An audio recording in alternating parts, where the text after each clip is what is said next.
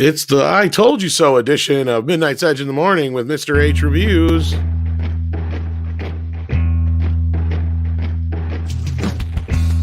Rosario Dawson comes up on the list next in cancel culture.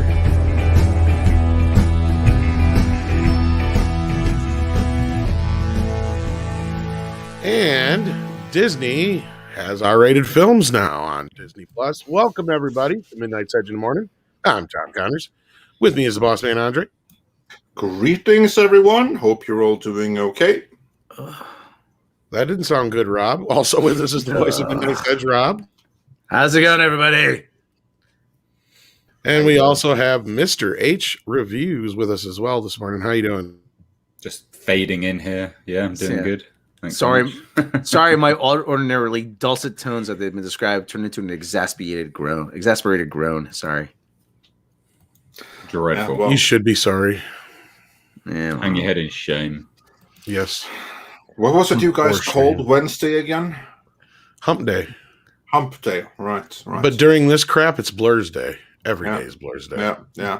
I think that's true pretty much everywhere. Like in Norway, we tend to call Wednesday Little Saturday. But, you kind of like that. Yeah. I wish that was the case. It was weird that it's weird you mentioned Little Saturdays. It was weird back in the day when before all my friends got married, had kids, and they were able to go out on a regular basis. There were 2 days to hang out, Saturday and Wednesday. For some reason, we decided Wednesday. Well, let's just all go hang out at the bar. So there's a little like that. That was our Little Saturday, yeah. Oh, there you go. Good times. Saturday. Yeah, good times. Well, I agree, but yeah, those were good times, and now pretty much every day is Thursday, and we are so glad that all of you made it part of your business on this lovely Blur's Day, whether it be morning or evening where you are, to join us. That is absolutely fantastic. And speaking of fantastic, Pinhead, he starts us off with $20. Whoa, thank you so much. And he says, "Hail panel, here is to keeping the lights on. I pray all is well with you lots." Oh, thank you. We're so glad to hear that. So far, all is good. And we hope and pray everything is good with both you and everyone else listening out there. We have a few more super chats we're going to get through before we go through the main topic of today. Darius Münchhausen sent us $1.49 super sticker, so thanks for that. And then we also had the Jack of all casuals sending us a $2.99 super sticker, so thank you so much for that. Plus, we also have, let's see, I'm just going to go into the list. Mr. Tickle Trump sent us a super sticker as well. Thank you. Spider Unlimited sent us a $9.99 super chat. Says, "Hi, gents. Have you checked out Star Wars IG post? It's little hypocrisy as if they're trying to provoke angry fans. I keep slamming them. Hopefully block. LOL. P.S. No Midnight's Edge on IG." IG? Yeah. Yeah, Midnight's Edge doesn't have an Instagram. Oh, okay. I'm on Instagram, but I hardly know how to use it. We probably have to get on that, but no, there's no Midnight's Edge on Instagram just yet. But I technically am now. So how would you handle that, Andre? You gonna do a face reveal on Instagram? You're gonna do some bathroom selfies or something like that? You just do what everybody else does on Instagram. Just take pictures of whatever food you're eating. Maybe. I don't think I've ever done that actually. I take pictures of my dog mainly, to be fair. Maybe I can take pics of my gym progress now, and I'm gonna start working out again. That might be something to do. What's funny is on the gym, get fit with Midnight's Edge. 60 days of your forearm work. Let's something like that. That would be. Andre's face is like the worst kept secret on the internet. Like you look like your cartoon for one, and it's not a secret. It's not like your picture's not out there. I know. Just look me up on Facebook. Yeah, there's been one or two times where you've accidentally flashed your face on the camera too when you were using the time when I've been on a laptop where I actually have a webcam. Or a laptop or whatever, stationary. Stephanie Janacek from the Smuggler's Cantina sends in a super chat, says they're trying to ruin Favreau that's the end game. Well, we're going to get into a lot of that here in a few minutes. That is indeed the end game. It's very hard to disagree with that. No. Greetings to everyone else.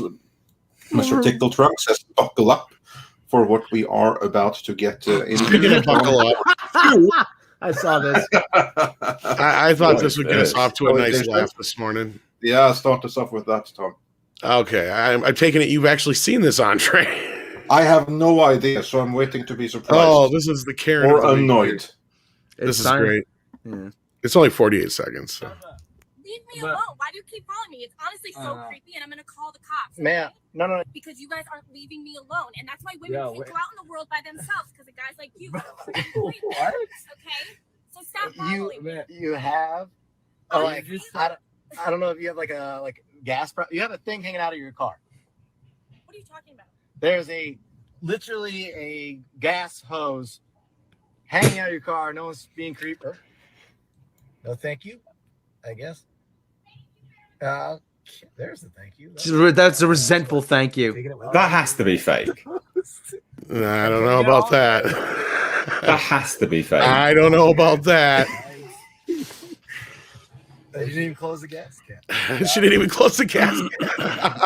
That has to be fake. You'd think it would be, but well, she's driving a Mercedes, so I mean, That's serious. That has to be. How you wouldn't be able to snap? You wouldn't be able to snap one. Not like that. Not without knowing. Like you'd know. Well, yeah. Well, you saw I that mean, the camera came up in the middle of the action after she obviously pulled over the car and everything. So yeah. That's actually stupid enough that it just might be real. Like it's a weird world out there. Well, I'm not going to show the video now. Maybe I'll show it later. But like, I'll tell you that I believe it might be real because people are stupid. Oh like, no, I know people are dumb, but I don't know. I've seen trying to be I've seen this shit. future, I've seen this shit. Humanity. 9 times out of 10, it's some young chick who just drives off. 9 times out of 10. I hate to say it. I've worked at a gas station before, folks. So. Damn. Yeah, I mean, I'm sure that happens more than we would like to think. You want to know why? I know that it happens more than you think. That's why they have that breakaway thing on there. That's why she's not getting gas all over the place. Yeah, I guess so. Because they have a breakaway on them. I was just about to ask about do they have a breakaway? I mean, there's more video. There's another video of the same instance here. And I just found it. What happens if you drive away with the gas pump, with the gas hose? It used to be real bad. That's why they changed it. Like they fixed the other question is, what did she put the right fuel? Like, did she put gas where there should be diesel? That's another fun one. That's a fun one. You have no idea how many times I've had people, and I hate to say it again, it's usually younger women, put the wrong fuel in their car. This is generally not recommended, especially if you have a diesel car. Don't put gasoline on. Yeah, it really doesn't like that. I've been witness to this crap. It's not good. There's a video of a lady. She does the same thing, but she stops because that's gonna make a pretty big bang when you drive off. I mean, you're gonna hear like the snap. You'd be surprised what people don't pay attention to, Rob. Yeah. I'm actually not surprised. Nowadays. I'm actually not surprised because you see stupidity firsthand. Well, if you're gonna do that, you are not focused to begin with. So what's another snap? Yeah. And then you snap this, Rob? Well, yeah. I mean, there's the same instance of that. Of it happens, like I said, all the time. Yeah. And I can tell you why it happens because our education system is fucked for one. Well, Rob knows what I'm talking about. I showed a video last night on the show that was sent to me by Raging Rhino. My God, a history teacher posted it. It must have been his first day with these students because these students had no idea what the hell they were talking about. Well, I used to work at a place that used to handle propane, and you'd be surprised. Propane's an explosive gas. People just throw it, and on 100-degree day, I've had people throw it in the trunk. I'm like, you do. I'm like, and I said, listen, can you put that in the? Oh yeah, can you put it in the trunk? Actually, no, I can't. Legally, I cannot put it in the trunk. Why not? I said, because it's a compressed gas. It's a hot day. You have an enclosed space. And if the gas expands, it's going to leak out of the safety valve. And the first time you step on the brakes, the arc from the brake lights will make it go boom. He goes, the guy literally says to me, the lights are on the outside. It's Says, okay, sir. See you next. Here, good luck. See you next time. Super Nate sends in $5. Says not on topic, but Mr. H, I agreed with every word of your Superman and Lois review. Surprisingly good, and recommend everybody here watches the premiere. Now, I'm kind of surprised to hear that, Mr. H. I couldn't believe it. I was surprised to hear you because I actually perused the first script and I'm like, this is fucking trash, and I quit reading. So yeah, let's hear your quick review of the Superman show. No, look, I don't know what to say. It's good. It is actually good. The cinematography is movie level. Cinematography is great. The color palette's great. Like the CGI is good TV level. It's not movie level, but it's nothing. You're not going to look at it and go, "Oof, that's real terrible." Like in Batwoman, for instance. Batwoman is just so horrendous. The writing's not bad. It's wholesome. There's no agenda. There's sort of family struggles. It just works. It's actually good. Like it's decent. Like, yeah, I literally don't know what to tell you. There's villains. There's sort of ominous companies that may be doing things. It's no spoilers, but it's, do you know what I mean? Like it works. I liked it. And I will say that I hate the CW. So for me to say it's good, like my vested interest is against it, quite frankly. But I actually liked it. So yeah, I will say that when I saw the Super Bowl spot, as some of you will remember from when we covered that, I was positively surprised by that thing, because I'm completely out of all CW stuff. I can't stand any of it. But when I saw the Super Bowl spot for that, was the first time I even heard about the show. I was like, that looks surprisingly not bad. Yeah, I mean, look, inevitably, give it 2 seasons and it'll be terrible. Oh yeah, well, give it 2 episodes. Well, let's talk them. But no, some of the good seasons, they start off good, and the good shows or what were good, they start off good, and it's a few seasons in, then they go real bad. Like I've heard that about things like Flash and things like that. So it could be terrible, but like it's actually good. I genuinely enjoyed it. Like it's decent. It's like it's kind of like a cross between like there's Smallville vibes in there. So if anyone has some sort of positive thoughts about Smallville, there's some of that vibes in there, but sort of. They even do Superman's backstory really well. Like obviously, we've all heard Superman's backstory, but there'll be people that will be watching that show that maybe haven't, and they just want to insert it quickly to bring people up to speed. And even that's done really well. Like it's just done quickly. Hey, this and this, done. Bye. It's like it's a good show. Like I don't know what to say. It was a good episode. It might be garbage week on, week out, but we'll see. Yeah. Well, the time of wonders evidently is not over yet. Well, it's refreshing to hear that, because I mean, I'm a huge Superman fan. There hasn't been a lot for a Superman fan to gravitate towards. Not to bash on Man of Steel, but I fucking hated it. I mean, that's no secret on my end. But I like it, but so yeah, divided opinions. Yeah, but it's not a Superman movie, and that's the thing, is even people who like it can't argue that, because they're like, oh, but it's his first few days. Well, then why make a Superman movie? Just don't. I don't know.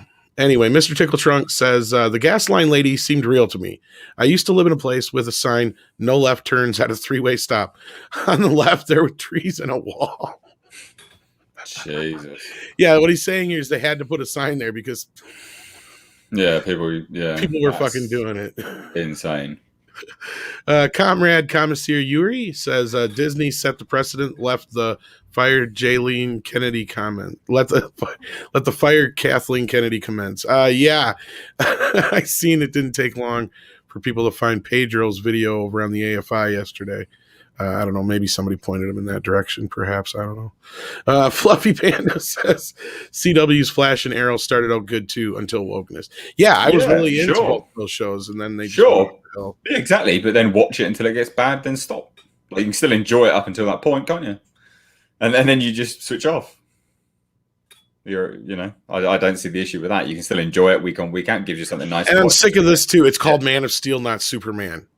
Man of Steel is Superman.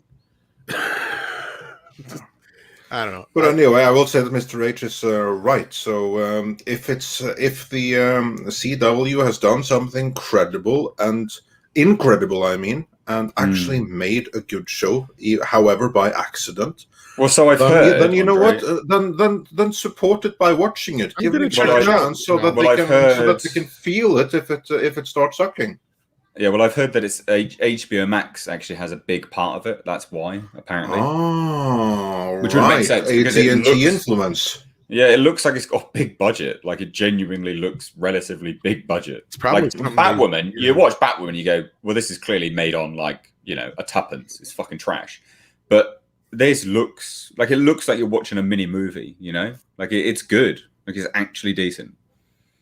I'm going to check it out now. I wasn't really keen on checking it out after, like I said, I read the first few pages of the script and I'm like, nope. Well, you might be jaded then if you've read the script. I caught. They may have changed stuff too. Like that's the thing is the script I had was what was it, a year ago almost now, Andre? Mm. And I think they that was will have a time to. They will have a time to make polishes, and also if AT&T came involved in the last minute and they put some money and they put some action production value there. And because there's like the script, was it a complete dumpster fire, or was it something that with one rewrite you actually couldn't make workable? Oh yeah, I'm sure that's the case. Exactly. I don't want to ask you. I don't want to ask you what was in the script. Then, I don't see. That's the thing is I only read like the first few pages, and it just basically gave away the idea of which one of the kids had powers, and just kind of gave the setup. And I was just like, yeah, this is boring. Yeah, no, they do that, but they don't play into it. They don't play into it, dude. Like that again. That's the thing. Like it's not. That's not the focus. Well, the upside it's like is a side focus. It works quite well. Like it might be something that on paper looks like trash, but in action, it actually. I don't know. Well, I don't know what to say. It was decent. Well, I enjoyed my time. They obviously did some shaking up in the writing room because that's the show where that one lady claimed she was fired over racism. Remember? Oh yeah, they got rid of the incompetence. Yeah, good going. It seems to have worked out great. Yeah, that is true. Yeah, she was okay. So yeah, like she I said, was it's probably very the one with possible. all of the crap ideas, and then they let her go so she could go complain on Twitter, and they got a better show for it. Seems like a great deal overall for me. Your Muslim uncle at 523. Thanks for that, dude. That's a fun comment. Appreciate it. Let me see if I can find it. Where's it at? These things go by so fast sometimes. I don't see it here. 523. Yeah, I'm looking for it. It's a ways back there. Yeah, it's 5:23 your time. No, I mean I was just looking for the 23 part, but yeah. Yeah, true or not. It's a little bit up from Ray J's World $5 super. Oh, okay. Here it is. That should, there you go. Because he came over to my, I think it was Monday's stream. I can't remember. Yeah, I think so. I think it was. Yeah. That would have been Monday. Monday. Yeah. So to anyone wondering, I'm over at Mr. Age's stream every single Monday. Tom will frequently drop in too, as well as Script Doctor sometimes. So do check that out after we are finished with our Monday stream. Yeah, Script has been real busy lately. That's why he hasn't been joining us. So good for him. He's getting work. Ray J's World, though, as you pointed out, sent in a super chat, says Star Wars YouTube is getting ratioed to hell.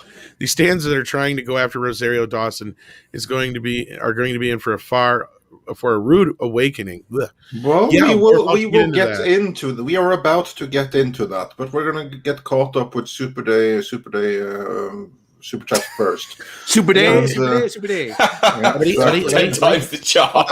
I was reading Day in this Super Chat, and I got confused because Stephanie Yanis Cantina says Day 3067 of Star Wars being held hostage by crazy lady. That sounds like a quote from Bat Tom. Day 367, 108. Oh, God. That's Star Wars is still being held hostage by that horrible lady. There's no end in sight. Indeed. But we also have a few super chats to run through, which we can no longer bring up on screen. So we're going to go other news, through Brie those. Larson doesn't know how to make a bed. Did you see that this morning? No, we can get into that later. Okay. I mean, screw that. Like, who cares if she goes in and it was out just of a bed quick, or whatever. That was a quick thing she posted on. Like, even superheroes don't make their beds sometimes. I'm like, AKA, I don't know how to make a bed. I want to know, given her current physique, where are the feminists screaming, "Where are her organs?" Oh yeah, she looks like she lost a shit ton of weight too. Anyway, snake shit. Well, Tom, you know what they say: cocaine's a hell of a drug. Yeah, cocaine. Teen boy drove off with a hose in St. Louis and sprayed gas on Lambo Hurricane Performante. I can't. Huracan. Okay. Performante. Yeah, that's what I said. Sorry, Burned it to the ground. I'm a car guy. I know you are. Driver didn't know till later. Wow. Yeah, see, this is why they put the breakaways on there. Because, yeah, if those things come out, and that used to be a big problem. I think now in the States, they have to have them, as far as I know. Miguel Hernandez says, I liked Stargirl. It's good and family friendly. I've heard a lot of good things about Stargirl. Did you see that yet, Rob, or anybody else? I haven't. I'm pretty selective about what I watch. Like, I can't really be bothered half the time because I watch so much stuff for I hear channel you. and stuff. So it just didn't capture my attention. I thought Superman Unless could be interesting because it's a different take on him. You know, like of course in the comics he's had kids and stuff like that, but it's not been explored on screen. So I thought, well, this could be really interesting. Like a family dynamic could be interesting, and turns out it was. Exactly. And then going back to some older super chats we can no longer bring up on screen. Daryl Brewer said, sadly can't stay for the show. Gotta work. Hail all and keep up what you all do. Oh, thank you, Daryl. I hope you get to see this later. And then T Neil 89 said for $20, morning from work, gentlemen. I have a theory that this recent surge in KK faction reeing is also a tacit admission they feel their position growing desperate. You don't get desperate from a position of strength. Oh, absolutely. And we're about to get into that. Absolutely, Warren. Thank you for the generous super chat. We really appreciate that, and absolutely helps keeps our lights on. And it's very, very dark in Norway, and also in the northern states right about now. And Hypergiver 2 said, good afternoon, you lovely deplorables. Well, good afternoon to you as well, and thanks for that. And the Jack of all casuals sent a $2.99 super sticker of a cute little doggy. Mr. Tickle Trunk also sent a super sticker of a little doggy, and Darius Münchhausen sent us a super sticker of popcorn. And Karusa Yaiba says for $2, thanks for the streams that I play while working. Oh, thank you. I'm so glad that we can keep you entertained. And then we did the Spider Unlimited one, and Roger Haynes sent us a thumbs up super sticker. Nelson Shereta says, Tom, why no Batman in Avengers Endgame? I don't know why, because they don't want to pay me. Yeah, and there you have it. That's the reason. That's one of the jokes we've been going, with the whole Chun-Li thing. Why isn't SpongeBob in Spider-Man? And BK0271 says for $5 Canadian, being a fan has been depressing for far too long. I've been re-watching SG1 and that has brought happiness back. When will we get good news to celebrate? Well, evidently not yet, because what we are talking about today, at least what to start us off with on the first main topic today, is the news that the Twitterati, the ones that cancelled Gina Carano, they aren't satisfied. Oh, no. Far from it. On the contrary, they are emboldened after taking down the big monstrosity they saw Gina Carano as. And they now have their targets locked on their next goal, their next of many. Next one being Ahsoka Tano herself, Rosario Dawson. And this comes from this. Of course, Tom, you predicted this already, didn't you? I was going to say, can I do it? Yeah, go for it. I fucking knew it! Oh! Well, and it wasn't like, again, it's what we've been saying. The KK faction, they have two set agendas here. First of all, destroy anything that's good, right? Like that's a given. And the easiest way to do that is go after not Rey, first, and then the second person is Ahsoka and everybody else in line. It's not going to end. She's out to trash the show, and her faction is more than happy to do it because they don't like individuals with a little bit different thought than them, or anything like that. And Rosario is kind of an innocent in this. She, on the other hand, is pretty much in the same boat as them as far as her politics go. In fact, she dated Cory Booker for a while, didn't she? Yeah, or some shit like that. Yeah, but that doesn't help. Remember No, I know, Obama and I said said about this, circular and I've been the fighting first one squads? to say it doesn't fucking matter. Just like it doesn't fucking matter that the case that the whole thing is built upon, as far as her being a transphobe, is what are they going after her for? Is a case that got thrown out of court and she had nothing to do with. Mm-hmm. And it boils down to, like, I guess it was either one of her assistants or a housekeeper or something like that was caught stealing, and they got into a physical altercation with Rosario's mother.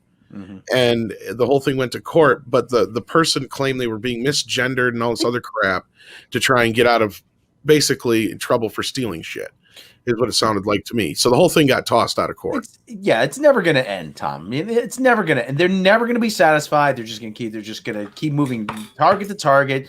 These are just bitter people that want everything their way because they were told how special they were when they were children. You are the most specialist that ever special.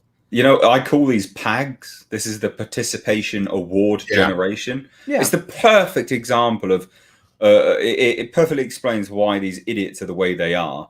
It's because they got the medal for fucking turning up. And you should never award people just for turning up. You get awarded for winning, right? First, second place, first, second, third. That's it. Yeah. These idiots, they get a trophy for just attending. No, no one's special. You're not special. And, outperform someone, then you're special. These are the same motherfuckers who are asking why Chun-Li isn't in Mortal Kombat. Remember that. Indeed. But there's two sides to this, because one is that, you have a generation that basically have been raised up to be in a cult. They live in a prison of belief of their own making, where you see, like, they use all of these words and everything, but at the same time, they are being purposely weaponized.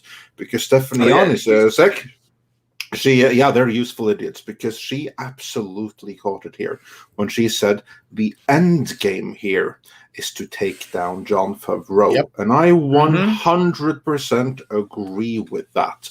That behind these useful idiots, you have a few instigators that are directly linked to Lucasfilm. We saw this with the Gina Carano situation, like the hashtag cancel Gina Carano, or fire her, that came straight from Lucasfilm offices. They instigated it and they kept that fire burning. And I do believe that they are also the ones that are now starting to try to get this trending. And the reason is Kathleen Kennedy wants to get rid of the competition, and the competition is Jon Favreau, because he, by and large, saved Star Wars. Now, she just was able to critically damage The Mandalorian and Rangers of the New Republic by getting rid of Cara Dune, but you still have this very problematic Ahsoka problem, as you see right here in this article, which I do believe is and as I pointed out, now they're gunning for her, and there's only as a means to get to Favreau and damage everything that he's doing, so to get focus back on the High Republic. It's not that they're going for now. They're going for it now. They're going for her again. That's the thing. They tried before when she first was announced. Now they want another bite at the apple. Well, what it is that they've realised they can actually get something. Yeah, they got a little taste of power. Yeah, they're emboldened now to them due to fucking Gina Carano, and now they're like, oh well, I'll tell you what. And they, their wording is now we'll go and get Ahsoka. Now take them down. Why haven't you done this now? Because because you did this for this. Now you need to do this. It's like, mate, no one owes you anything. Just get offline, you little scumbag. Get offline. Oh, that's not good enough for him because, like I always say, this makes everybody feel empowered. Ooh, look at me, I'm making a difference. And tweet. Well, not just that. We learned from Gina that it wasn't just trolls. It wasn't just misinformed or misguided or what have you. People. It was people inside Lucasfilm. Well, and also the peripheral. So it was like, what was it she had? Publicists. It was publicists and things like that as well, wasn't it? Remember what we heard when Kathleen Kennedy said? I will burn this silliness to the ground. And she's doing it. That's not an exact quote, though. We can't pin that on anything. That's what we were told. That's what we told. That's what we were told.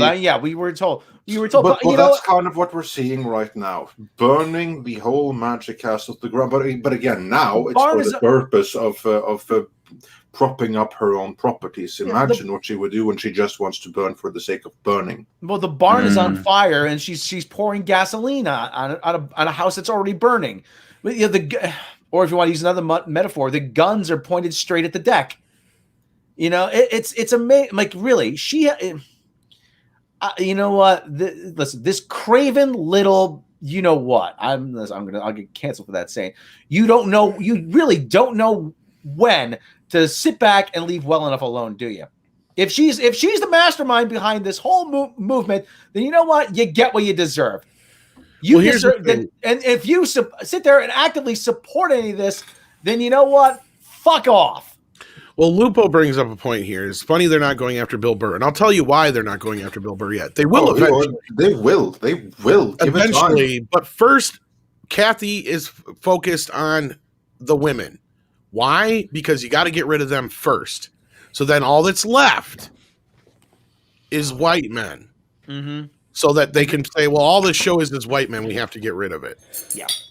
And plus, and like I said, and the other reason is because these women, they're not Rey. That is the other thing that sticks in her. Yeah. Well, anyway, that sticks in their craw that they're not her perfect Rey. And that really burns her. Yeah.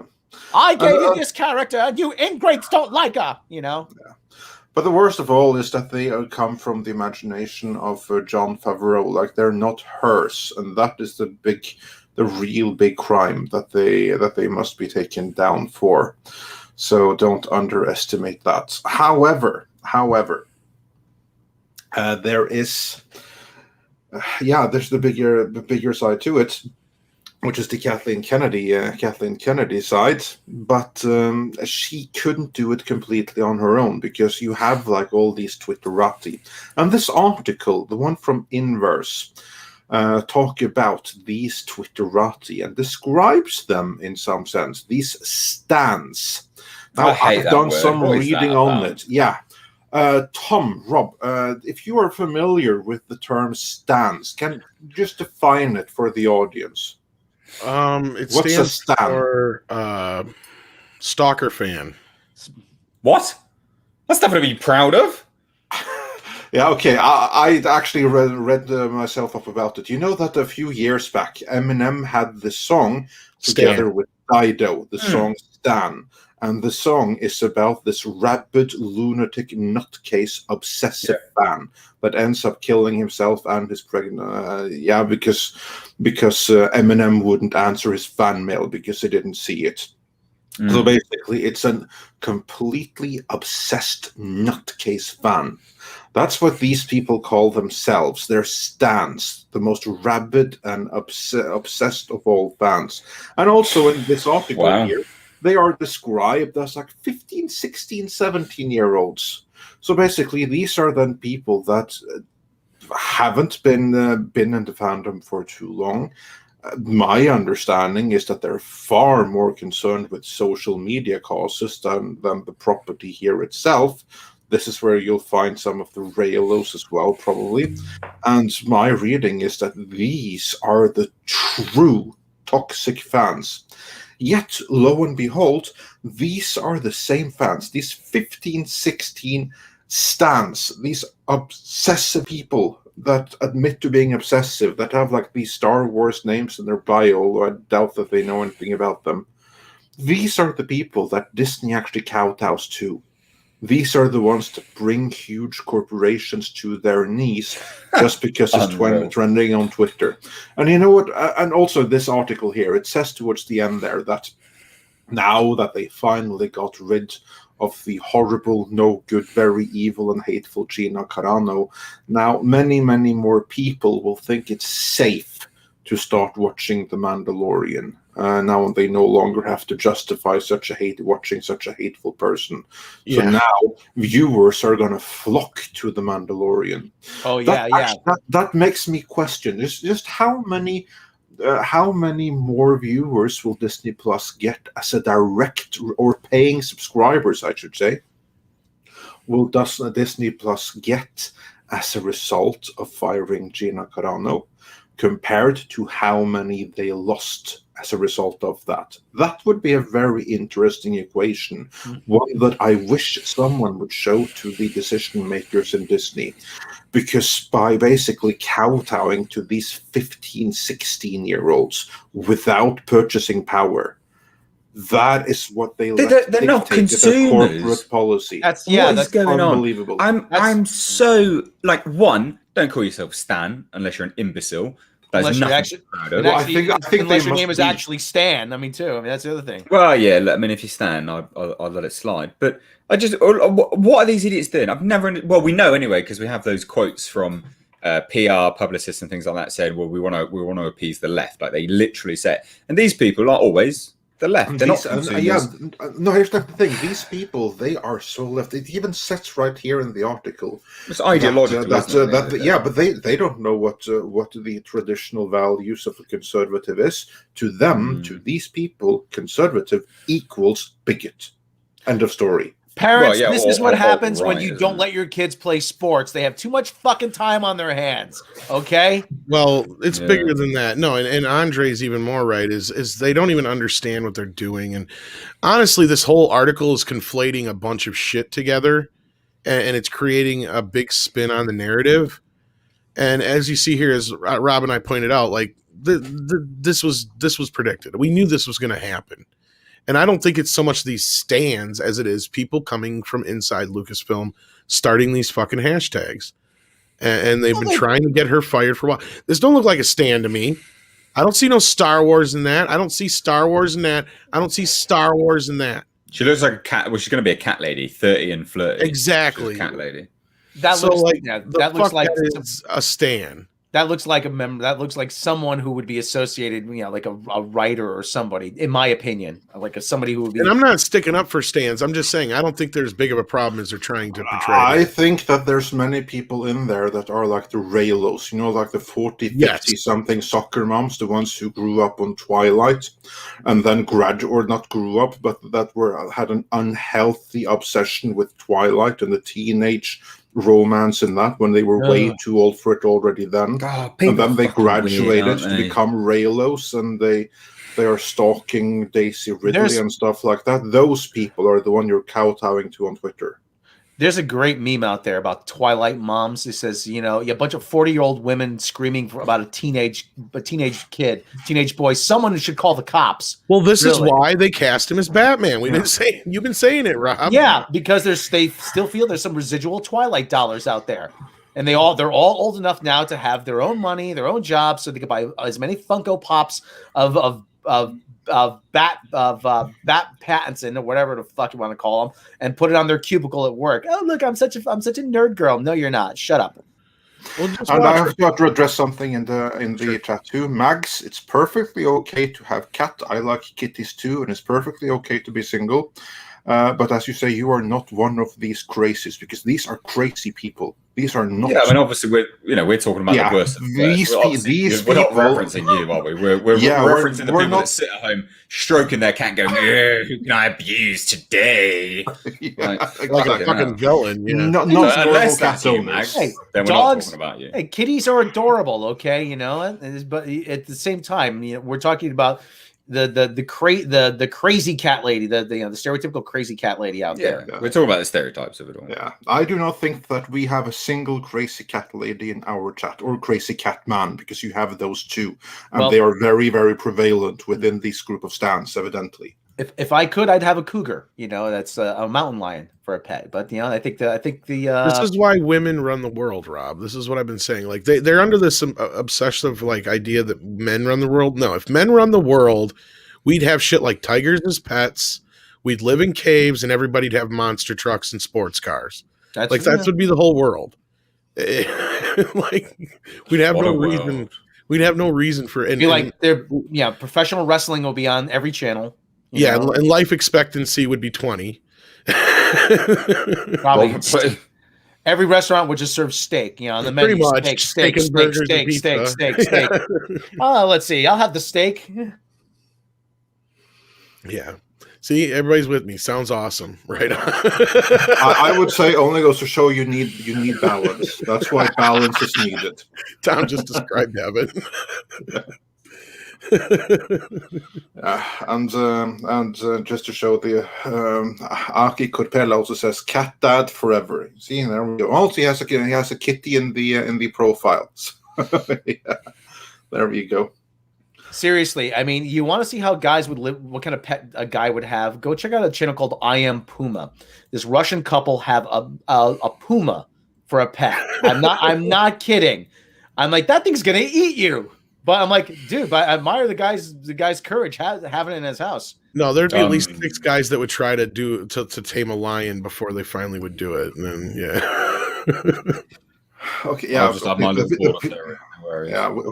If we learned one thing from Tiger King, is to stay well clear of the big cat people. Although big cats are very.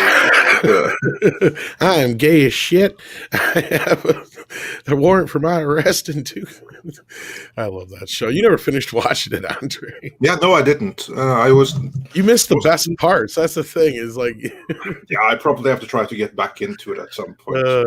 But anyway, back to this whole thing. Yes. Like, yeah, we knew this was coming. I wouldn't be surprised if they don't find something on. God, what's your name, Rob? Your favorite one that plays. What, Bree? No. I thought that was Rob's favorite, but anyway. I was being serious. Say it! Say it! I can't think of her name now. Yeah, we wanted her to play Captain Marvel, Rob. Oh, Yvonne Stravosky. No. Oh, Katie Sackhoff? Yeah, Katie Sackhoff. Oh, they'll go after her next. Oh yeah, without a doubt. Absolutely. There's no end to it. That's there's not, because they've succumbed to it. They've already given in. So no, of course there's no end to it. There's no reason. Like if they just turn around and gone, nah, fuck off, then they go, whatever. They'll stamp their feet for a little bit, and then they'll go and cry in a corner. Exactly, but the problem here is that Disney gave in to the mob rule, and in so doing. They just enabled it and guarantee there will be more of it. And what's so insidious in this case is that, yeah, you can blame this or that and these stands and all that, but really the one stoking the fire here is the Kathleen Kennedy camp at Lucasfilm, and they do so strategically to harm what they see as the competition, which happens to be the same people that we rely on to bring Star Wars back again, namely the Favreau camp. This is all done to damage them. Because the Favreau camp, they were just winning a little bit too much. They had too much success with The Mandalorian. They had too much success with Baby Yoda. They had too much success with Cara Dune. It was just too successful all over. And now you have Boba Fett that is now, I think it's done filming, and that's from showrunner Robert Rodriguez. That's probably going to be really awesome. So that's probably gonna be good. Then you have Ahsoka Tano and all of that other good stuff. So then they just have to go in. They have to sabotage, because let's face it, the High Republic, it's dead in the water. Yeah, they'll keep on pumping it out, and it's going to keep on flopping.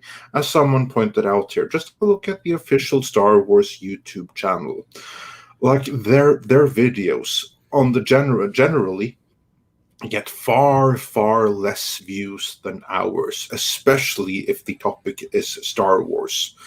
I bet you that if we put out a Star Wars video tonight, that's going to get more views in 24 hours than what any official Star Wars video from the Star Wars YouTube channel is going to get in a week. And if you look at those views, most of them are hate views, because if you subtract all of the dislikes and the negative comments, well, then you can cut those views that they already have in half. And now all of that was just a long-winded way of saying that the High Republic is something of a disaster. But still, that is where the Kennedy faction has put of all of their eggs, and they can't do anything to make that any better, but they can try to sabotage the competition. And that, I think, is exactly what we're seeing here. Yeah, I'd say so. Like I said, what we heard, she said, "I'll burn this silliness to the ground." And that's what we're witnessing. And you always had that friend that eggs you on. Yeah, man, like you're at a party, you had too much to drink, and you're about to do something stupid. Yeah, man, do it. I mean, there's people behind the scenes egging these people on. These stands, as they were, they're egging them on from behind the scenes. Yeah, do it, man. Like all it takes is for one of them to put that idea out there. Really, and then just like I said, hey, the internet is a place where bad ideas gain traction. We've all seen that. Yeah. And God, and like you said, these people have no buying power. And I said they don't buy anything. They don't purchase anything. Like, look, just for an example, right? And this is the perfect example, right? Is look what happened when they caused Gina Carano to get fired, right? So Gina Carano fired. So these are the people that hate Gina Carano, right? They're not buying the figures. Boom, figures have gone to astronomical prices on eBay. And who's buying them? Obviously, all the fans of Gina Carano. Yeah. All the fans of The Mandalorian. These people don't buy shit. No. They wouldn't buy anything. They just want to destroy stuff. Well, it's easier to destroy than it is to create. They can't create anything themselves. But the other thing is, like, they're the type of people, and we've all heard this before. Gee, I don't know why that show got canceled. I really liked it. I torrented every episode. Well, there's your fucking problem. Yeah, exactly. There's a disconnect between how the world works and how they think it works. But these are the same kind of. Yeah. I know what you mean. Oh, for Christ's sake. It's such a shame, really. It's such a shame. Remember, like I said, the whole idea of Galaxy's Edge. Galaxy's Edge. If I don't have kids, but I would love to take the Galaxy's Edge. This is Star Wars. This is well, you want to go to the cantina first? But no, they said, well, KK comes along. Well, we need to focus on fans. All the stories ahead instead of the 50-year-old white guys who come in with nostalgia. I'm like, the 50-year-old white guys. Those are your money makers. Those are the ones bringing in their grandkids and stuff. Going, look at this. Look at this. Boy, I love this shit. Like, come on. Christ almighty. Like, she doesn't get it. The fans don't get it. There's people that have a obvious and blatant and glaring disconnect with how this all works. And this is how, oh God, I'm going to have an aneurysm. Somebody pick up where I'm leaving, where I can't talk about that. I feel lightheaded. Sure. Yeah, sure. I can pick up on it. It's just so endlessly frustration that this is allowed to happen in a company like Disney, because you would think that Disney, these days with the parks mostly shut down and everything, now when they are reduced to a streamer, you would think that they would be a for-profit company and they would put profitability first. But still, it would appear that Disney, in all their wisdom, have not figured out that the small little minority of a minority, people known as stands, the smallest of all minorities of people that have any kind of interest in the Star Wars brand at large, they are the people that they have chosen to kowtow to. And in the process, they have chosen to basically just stick it to the fans, the real fans. And I don't mean to gatekeep here, but what that I mean by real fan is the one that introduced their kids and grandkids and that buy merchandise and support the products with their money. That's what I mean by real fan right here. Those are the fans that they choose to disregard in favor of 15 and 16-year-olds on Twitter that I doubt have any Star Wars merchandise to speak of at all. And I really think that the investors need to hold them accountable for this. Like on the next Disney Investor Day, I would love to see someone raise their hand and say, okay, I'm going to refer to this and that article. It would appear that what you have done here is that you caused maybe tens of thousands of Disney Plus cancellations. And how many did you gain from it? 10, 20? Some brownie points on Twitter? Well, that doesn't equal to any kind of shareholder value. And that's actually a good reason for the shareholders to review whether Bob Chapek is really the man for the job of CEO. Now, of course, the real problem here is Bob Iger, but he's not the CEO right now. But anyway, that's a very good reason to assess whether a change of management is needed, because decision-making like that seriously needs to be a fireable offense. If I were to sit in on a meeting, okay, a strategy, marketing meeting, whatever it is, first thing I would say to them, has anyone here been to a baseball game? And I don't know if it's the same thing with you guys in the UK and Norway with football / what we call soccer, or as it is with baseball. And they would say, what's your point? My point is that you're trying to drive away the older fans, but it's the older fans that bring in the younger fans. It's a big tradition in America, at least, where you have the grandfather or the father will take their son or daughter or the family to their first ball game. It's a big moment. You see them sitting side by side. They show them how to keep score. They show them, they bring their glove in the hopes they're going to catch a foul ball. They buy their hat, everything. That is what we should be striving for, to have the older fans bring in the younger fans. But you guys want to cast aside the older fans and say, we don't want. She even said, Kathleen Kennedy even said, we don't feel the need to cater to male fans. We don't feel to these 50-year-olds. We don't feel the need to we don't want 50-year-old fans to come in and spend money. We want we want new fans. I'm like, no, that's not how it works. And probably I would be fired for challenging them. But at the same time, it's like, you know what? Hey, you guys are too stupid to, you can lead a jackass to water, but you can't make him drink. Okay. Yeah. If you're too stupid to see what's going on here, because like I said, I used to work at a ballpark. I used to bartend at a ballpark, and you see that scenario played out hundreds of thousands of times. The fathers and son, big father and son moment, bring them to the game. It's not just the little kids. Some fathers go with their teenage sons.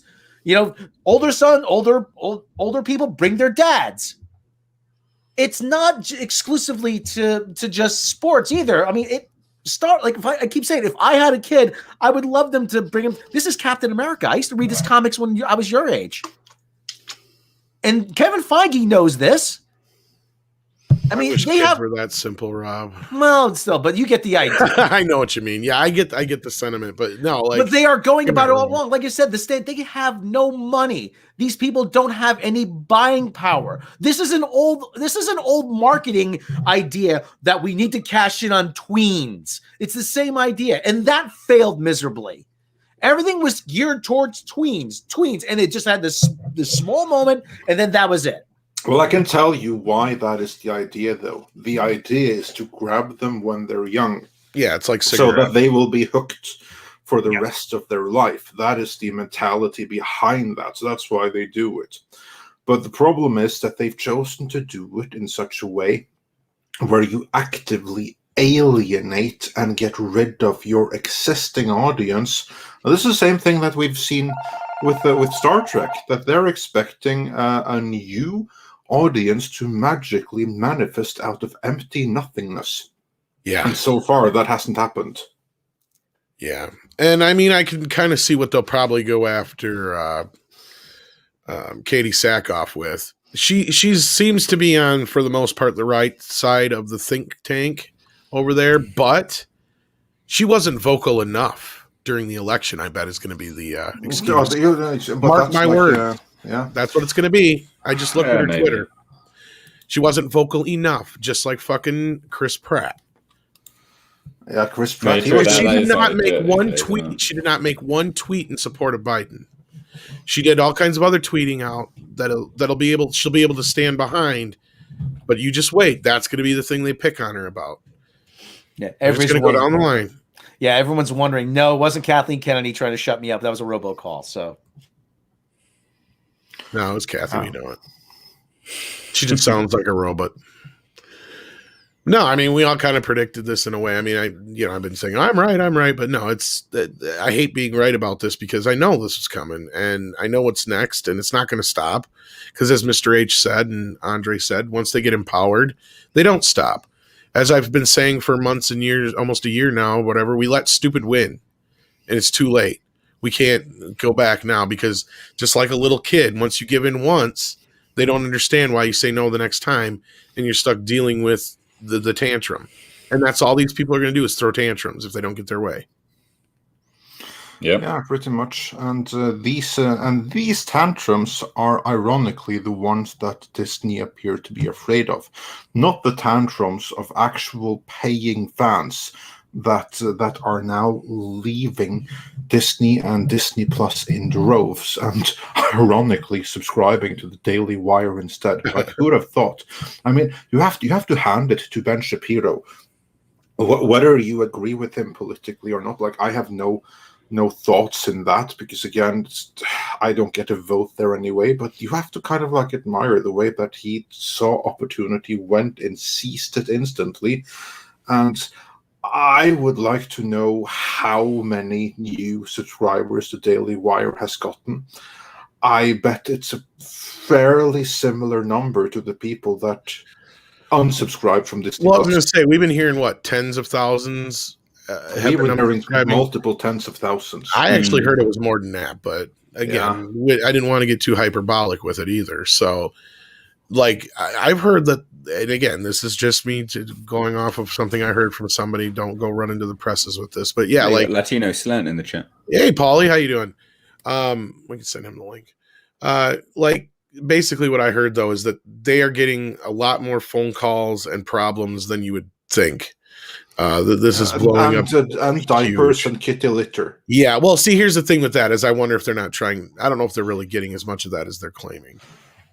Best cat litter when kitty poops go out and get. Because as I brought up last night, and I believe on the show the other day, I think they're trying to set her up for as a victim. Yeah, I'm sure. Oh, they'll play the victim card. Yeah, set up Kathleen Kennedy as the Star Wars audience is so toxic and horrible and harassing on Twitter and all that. Yeah. Notice it's conservative fans. It's this. They're trying to labelize and push everybody into this little corner. It's like, see, these are the problem. These fans here. It's like, yes, they're the conservative alt-rights. We don't listen to them. It's like, no, you've got a lot of people in there that are not that, and it's getting to that point where it's getting sickening. Because, I mean, and not to get into the politics bit of it too, but like even, Seth MacFarlane tweeted out yesterday about the whole Muppets deal. And he's like, maybe this is the problem. And this is how we're not getting to the alt-right. It's like, how about just the regulars and the conservatives? Or non-conservative, centrist. Or how about just the regular, ordinary, that's what I said. Purple people, which that's right what I said. Now what about are the being grouped in? Yeah, that's what I said. Alt-right. That's what I said to him. I retweeted and I'm like, what about the normies and the centrists and stuff? That's what you got to worry about. Those people aren't even on board with this shit. Well, it's not just secular alt-right that they're trying to paint. What do I always say, Tom? What do I always say though, Tom? Really, we got a lot of problems in this country, in the world. This is what we're wasting. This is what you're wasting your time on, making sure Gina Carano gets fired. Seriously. Yeah, but these people don't have jobs, mate. Like they're literally university dropouts. They're sat there. Like that's all they do with their time. You know what the excuse I get is, well, we could focus on more than one thing at a time. I said, yeah, but you're not focused. But I said, but you're not focusing on the things that actually make a difference. Go ask people in Flint, Michigan, if they still have clean water. Seriously, that doesn't solve anything. That doesn't solve any. Making sure Gina Carano is fired off the Mandalorian doesn't make anybody's life better. Well, it does to these people, and as Max so succinctly points out, for $5, thank you so much, Max. For the mob, it's an addiction. They need their latest fix. With an Gina endorphin gone, rush, yeah. they're looking for the next Oh, one. absolutely. Yeah, exactly. Yeah, they get like a high. They get like a rush from this. Like, we did it. We were able to take down that horrible, horrible hater. And No, and now we we're can going to see take down there- the next one. and we're starting to see the we knew, but like other people are starting to see the cracks. Gina's interview has well over 2 million views now on the YouTube version, so I can't imagine what the original one is. Things are starting to show, and that's what's bothering a lot of these people is that they wanted this done, and it's they're starting to see that most of the world didn't. And they're kowtowing to just a select few, and it's this Marxist bullshit has got to stop, and that's what it is. But again, it's not. Here's like the thing. It's not like traditional Marxist either. No, it's it's something not. that's never been before. It's a new radioactive thing. And I was trying to highlight a comment here from someone that said, "Oh yeah, here." Pix Punxsult says, "I'm a communist and I hate woke culture." So yeah, you see here you have historically rotten ideas that have been conflated and artificially enhanced to become something truly mind controlling, and it's pretty bad. Yeah, cultural locusts, as Captain Robert Atrill says. And Odo Jang also says, woke is not left or right; it's simply wrong. Right, yeah, this and is that's what I'm true. getting to. It's basically authoritarianism that's been applied to the or suited for the authoritarian wing of the extreme, currently closest to being in power. That's what it is. Yeah. Pretty much that. We have quite a few super chats to go through. And one I can bring up on screen is Crazy-Eyed Jedi, who says, "Never had Disney Plus, but signed up for Daily Wire in support of Miss Gina Carano." Yeah, I think many did that. Well, and here's the thing I think that's got to be bugging them most, because the one excuse that she said that they didn't allow her on the press junket and all that shit is because she was taking attention away from the show. Well, now this is not only taking attention away from Mandalorian, it's taking attention away from WandaVision and Disney Plus and everything else. And I'm sure that they're just like scrambling, trying to figure out what to do at this point. And there's not much they can do, because unlike the James Gunn situation, I don't think Gina would come back. No, I I don't think she made that tacitly clear that there was a table and she wasn't welcome on it. I think that the only way that she would come back is if the entirety of the Kennedy faction is purged from Lucasfilm, so that the Favreau faction are completely in control. Then I think you could have a conversation, but not before then, because then it would be a table that she would be welcome at. I do think that she would come back for that, for what is right now her signature role. But until then, it'll be excited to see what the Daily Wire has in store for us. And then ActionCom said for $10, thank you so much. Andre, remember in Cobra Kai when Kreese said, "It's addition by subtraction"? That's what they're doing with the Mando audience. If they can change it to something more woke, it's a win. Yeah, I think that's what the Kennedy faction is trying to do with the Star Wars audience as a whole. The Mando audience, I think they want to just try to eradicate, because the Mandalorian is not something that Kennedy controls or ever will control. So I think that they just want to see everything that Favreau has something to do with just go away. That's my thoughts. What are your guys' thoughts on that, Mr. H? Well, tactically, I don't really understand what I don't understand what the end game is, quite frankly, because ultimately, like some kind of spite or something like that. Maybe it's difficult to say, because they've clearly been successful with it, and they've also announced a whole new string of shows off the back end of it. And that's a universe established, quite frankly, Favreau. only because of Favreau. But that's what I mean. Yeah. So going around trying to attack that sort of And everyone what involved in Favreau it, is things doing like that. undermines what Kennedy is doing with the High Republic initiative. Well, yeah, I mean, we knew that because they bloody released it in the dumping ground of January, didn't they? Like, well, that was the dumping ground for movies and similar with bloody books. The other side of this, Mr. H, is the individuals that are responsible for a lot of this shit. It's like Andre's video that he did about the restaurant analogy is exactly what's going on here. When they use words like the right side of history and all that stuff, those who are clearly like brainwashed and not so much the masterminds, they really do truly think they're on the right side of history. They really do truly think they're doing something noble. And they're just going to get this pushback because, that's the way the hippies had it, and all that kind of stuff. So that's just normal. It comes with the territory, right? No.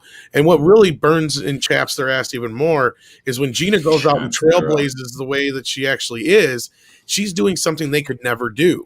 Like, that's the thing is they all want to be Rosa Parks. They all want to be Martin Luther King, and they can't because there already was one. And when you like are obsessed with doing that with your like that's what they're obsessed with. They have this like thing that eventually someday they're going to be written about in the history books, and it's like no, the history books are how much of a pain in the ass they all were. Well, no, it's like that's the thing is Gina is literally making history right now, and I don't care how people think how hyperbolic I sound. I'm not being hyperbolic. I agree. That nobody has ever fucking done before and lived to tell the tale. And that is stand up to Mickey Mouse. And not only that, flip the bird and say, guess what? I'm going to fucking go make my own with hookers and fucking blackjack, and you can kiss my ass. Mickey Mouse, I like that. Yeah. Well, and the other problem is that the people that follow them are fucking clueless. And this is the thing I was talking about earlier. I think we're late enough in the show to show this because there are some sensitive words in this a little bit, folks. But I think the point is sound. This just shows the youth of America and how fucking disconnected they are. Who are Gen Z? Just what are they? Yeah, this is okay. I don't know the exact of this, but what I'm guessing is happening here is this is a new teacher or a substitute teacher sitting in on a history class, and he streamed this out. Okay, these are obviously like teenagers, probably right, somewhere between 13 and whatever. But here you go. Listen to this shit. Helen Keller is the Nazi guy. No. What Nazi guy? I don't know. He's like a terrorist. Helen Keller is a Nazi terrorist that is a male. Is that what you're telling me right now? Yeah, I'm gonna write Helen Keller up here. Yeah. Right? No. Are you thinking of Hitler? Who's Hitler? Who's Hitler? Who is Hitler? Helen Keller was the blind and deaf person who was fake. She didn't exist, but everyone believes she was deaf and blind. What? She was fake? Yeah, she was deaf and blind. What Pearl Harbor was, if I say Pearl Harbor. Is that a bridge? Dude. Do you know what D-Day is? Who? D-Day. A person? A rapper? Are you being... Wait. Helen Keller is the Nazi guy. No. What Nazi guy? I don't know. Fuck me. Oh, for God's sake. That's the youth of America, folks. Mm-hmm. They're going to be taking care of us in our old age. No, they won't. But, yeah. You're right, they won't be. It's not their fault. They'll still be tweeting. It's not their fault. It's what it is. Just as a heads up, though, like it's often been joked about across the world how stupid Americans are, and I'm not trying to offend anyone in the chat, but it is often joked about because I remember when I was growing up, people were, there used to be like a thing that went around saying, "Oh, American kids don't know that milk comes from cows." They were genuinely shocked at that. This is just that to the extreme. Like, how the fuck? Like, you should be ashamed of yourselves. This is what the problem ridiculous. Is, Mr. H? It is because they have driven out every single teacher who actually teaches reality. And they bring in these teachers who believe this woke bullshit, and this is where they get this crap from. But that's a little bit beyond the scope of this channel, but no, but that's the end of. That's You're not wrong. You're not wrong. That's the end game. That's why these people are so easily led, is because they're uneducated. Well, they're just idiots, aren't they? Yeah, and I've told my kid the same thing. It's like, you kids, you make no sense to me. How can you be so ignorant when you have every single fucking answer you could ever need in the palm of your hand? Literally, just tap your phone, mate. You get everything there, like, seriously. That's a huge problem because that's all I will say about this. But that alone is a huge problem, because in doing maths, in actually doing the calculus yourself, what happens then is that you train the logic pathways of your brain. And if you just look at like scientific progress, the last 100 years, the peak was like in the 50s and 60s. Absolutely. I mean, seriously, like Space today, race. just look at the space race. Like Elon Musk, he is right now having to reinvent the stuff that they already did in the 50s and 60s. Yeah. The Saturn V remains to this day the single most powerful rocket ever made. That was Werner von Braun's rocket, the one that he sent people to the moon. And of course, I say him, but it was a joint effort. But he was like the project leader for it. We can't build that today. I mean, like NASA, they've been like spending the last 20 years or so making this new SLS rocket that's going to be basically the same thing as the Saturn V, and they still can't make the thing work. And you had it working perfectly in the 60s.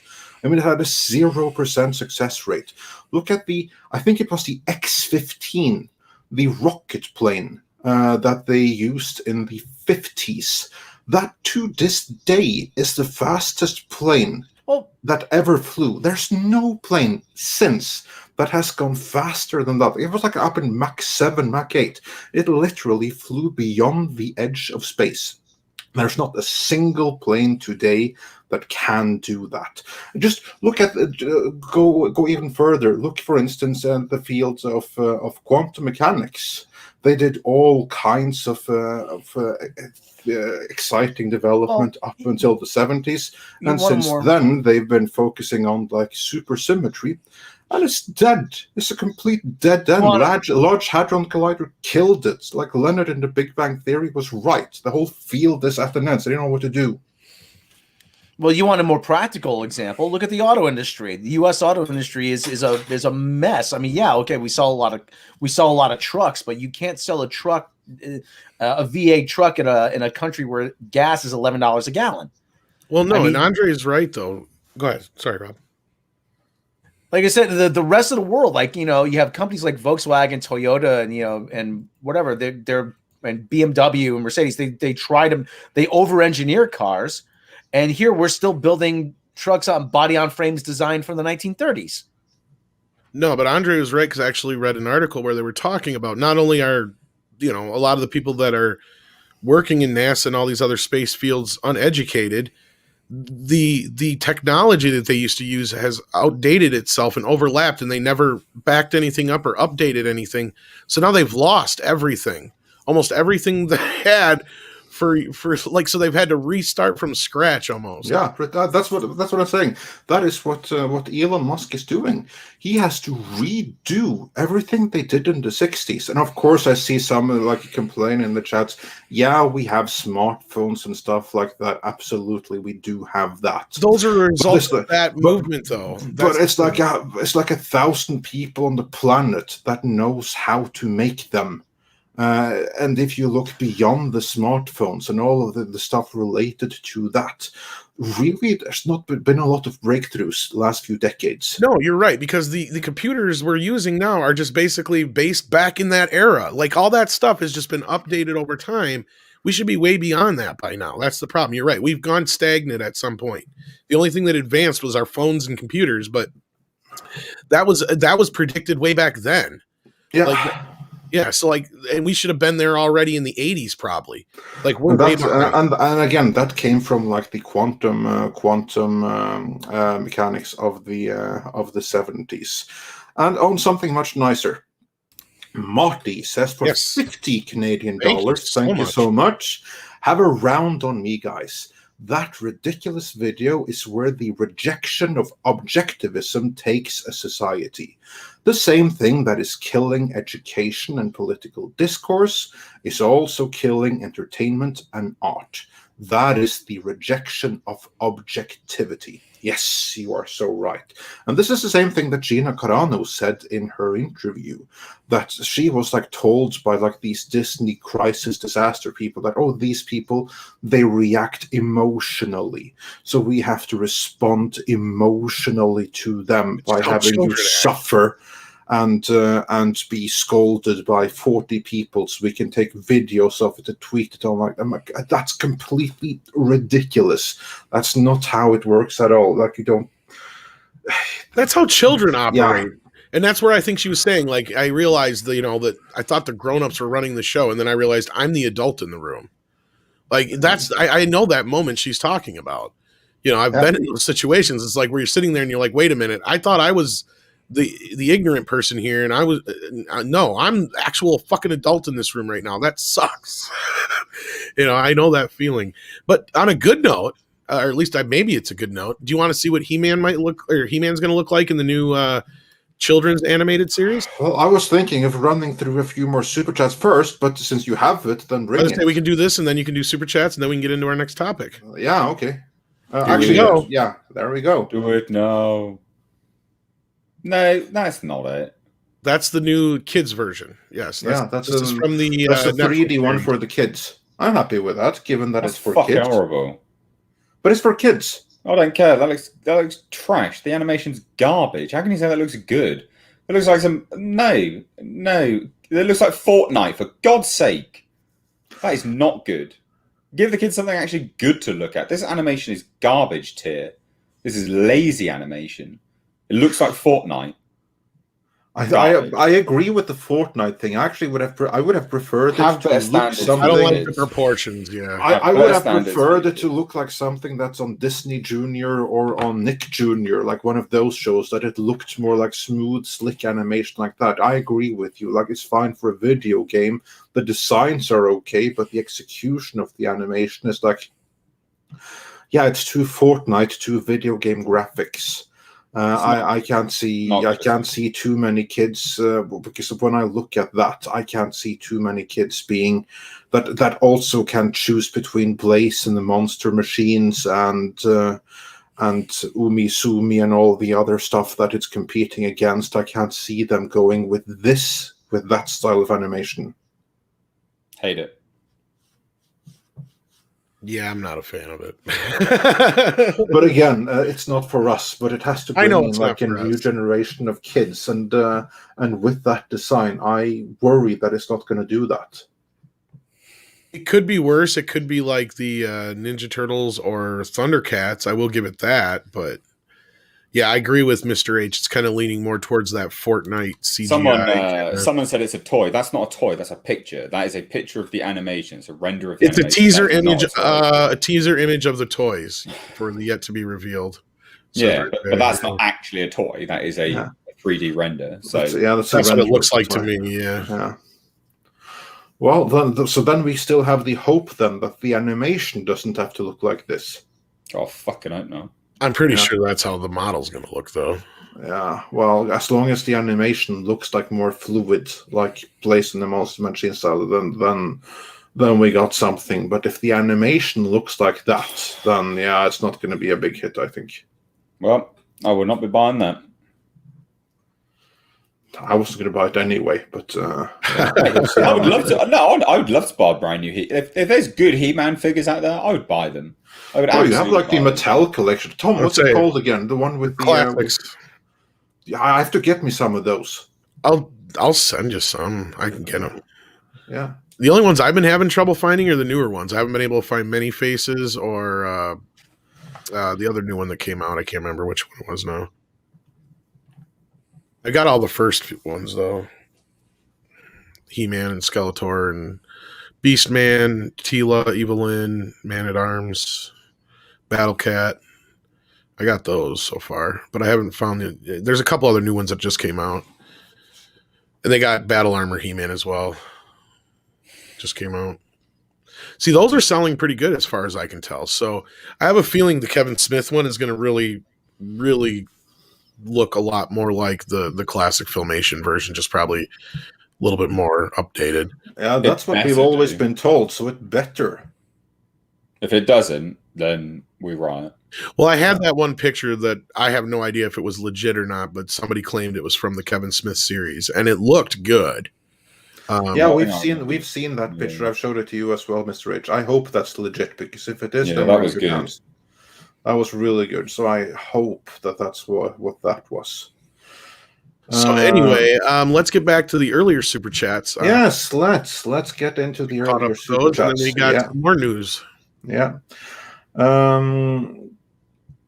Stephanie Yanisek's Smuggler's Cantina says, if she is forced out, then she will play the victim card.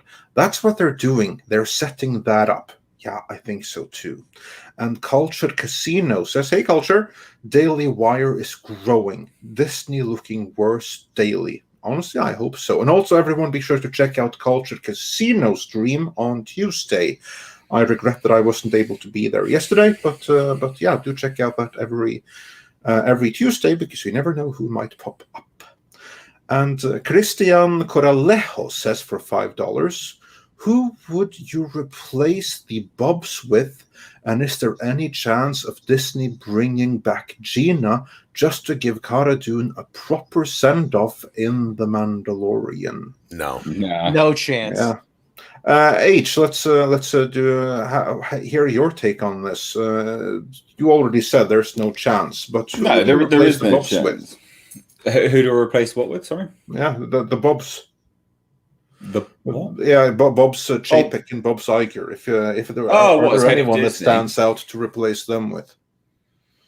Well, there's no one. No, I don't know really. There's no one high up that I think would be particularly good at that who would want to. I mean, the go-to, I guess, would probably be Kevin Feige, but he would never do it because he likes to be the man on the ground. If he had full control, I bet he would. No, I still don't think he would, though, because he wouldn't actually ever have full control, because he'd still, at that level, yes, you have full control, you sign off on stuff, but he's not there on the ground doing stuff. Kevin Feige would never do that. No way. He would never take on the role of Bob Chapek, because that's no longer, then Marvel is the last thing. Give it to Elon Musk. Then he'd be managing the parks and every single part of the business and operation. Tom and Rob, do you want to quick? Who would you replace them with? Is there a person that springs to mind? Well, Feige would be good like in 20 years. There was a guy. Let me see what he's doing these days. There was a guy. Elon Musk. Elon Musk. There was a guy who used to run Madison Square Garden. A guy by the name of Dave Checketts. Smart guy. I mean, he turned Madison Square Garden into a money-making machine. And he went on to go on to. He was on the board of directors of JetBlue. He was the CEO of Legends Hospitality.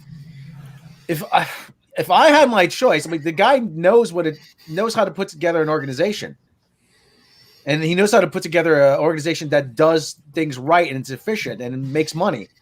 But at the same time, he knows enough to put the right people in the right positions. So if I were Disney, I would try to get Dave Checketts on board in some capacity. Yeah, Rob, that's actually a really good idea. What I would do, I cannot say a name, but I can say some qualities that is needed. I would look for CEOs from other companies like that you mentioned right now, but someone who has experience in taking a company that has gone a little bit off the rails and taking them back to their core business. Just imagine like Kitchen Nightmares with Gordon Ramsay, a CEO who does that. There are CEOs like out there who go from assignment to assignment to do that. Disney needs a fixer like that who will take things back to the core and make it work for today. That's what Disney needs. But the other thing they need someone who's going to be fearless, because Kathy's going to be throwing her weight around. She's like, I'm Kathy Kennedy. Do you know who I am? You need someone to say, I don't care who you are. Any CEO who has a position like that is going to be that, because otherwise they wouldn't be able to get that kind of CEO experience. And for that, you need an experienced CEO who has done this several times before and who is used to taking things back to the core and getting back to the identities of the core business. And any such CEO who has done that and has a proven track record in that will not be afraid of subordinates. I don't think there's anyone that's done that though in the film industry. Like I said, a guy like Dave Checketts, he's had to deal with the film industry. Go beyond. Go to the car industry, sports industry, even chef industry. Go outside. You do not have anyone in the film industry who can do it. I think you'd have to go outside and get new blood. Because, like I said, you're going to have to Elon Musk. Well, like I said, Elon Musk. Someone like Dave Checketts or even like Scott Boris, who deals with like superstar athletes on a daily basis. Guys who come in, they say, "Do you know who I am? Yeah, I know who you are. You know what? I don't care. You're going to sit down. You're going to be quiet, and you're going to do what I say because this is bigger than you. Okay." That's what you need. You need someone who's going to be fearless in getting her face and getting people's faces. I don't care who you are. You don't like the way I run things. There's the door. Get out. And to get back on program, we have some super chats we can show on screen. And in reference to the video that we showed before, PRRK4 Pacific says for $5, gas hose video is not fake. I did it once, sorry to say. I did hear a loud pop and went back though. Also, I am not a woman. LOL. Yeah, no, that's true. Like anyone, even men, and completely regardless of gender, anyone can have an off moment and forget something vital one should not be forgetting. That's completely gender neutral. Well, so I'm a car guy. If anyone, follows me on my channel and knows anything about me, I'm a car guy, and I've had fairly all right sports cars and things like that. And I accidentally, I'd stayed awake all night and inadvertently just completely put the wrong gas in my car, in my tuned sports car. Oh, amazing. And, I bet the car loved that. Well, so amazingly, I caught it after it probably, put in maybe, 15 litres or so a fair amount. So I caught it, and then I topped it up with 99 octane, and then ran the car on a 95 octane map, because the car was supposed to run on a 99 octane map anyway. But I was like, right, well, if I jump up the octane with 99 octane from the diesel, and because that's what I put in it. You put diesel in it? Yeah, I put diesel in it, and then topped it up with 99 octane. And then ran on a 95 octane tank. Yeah, it actually ran fine, to be fair. Yeah. Never had any issue with that at all. Yeah. No, the issue is if you actually put because like diesel in a gasoline car, as long as you don't put too much, that doesn't have to work out too bad. It's if you put gasoline in a diesel car, then that's a completely different matter. It has a different ignition system. That's why. Yeah, the way the fuel ignites is completely different. Yeah. And I have some word of advice to anyone out there who's done that. If you happen to do that and your car just stops, you're fine. You just have to change your filter and everything, and then you're fine and you're good to go. If you can hear that the engine is in pain, get a new car, because there's no sound. That'd be a knock, that's why. A knock. We also have a new guest, Polly from Latinos Land. ¿Qué tal? Hey, aquí nomás, ¿todo bien? ¿Qué tal ustedes? Oui, sí, señor. Todo bien. Todo bien? Sorry, Andre, how many languages do you speak? You speak obviously Norwegian and English, but Spanish. Yeah. Spanish, apparently. Well, I don't. I speak a bit of Spanish. I understand like 80%, but I can't claim that I speak Spanish. Yeah. Of languages that I have like some knowledge of, 6. Oh wow. Any Dutch?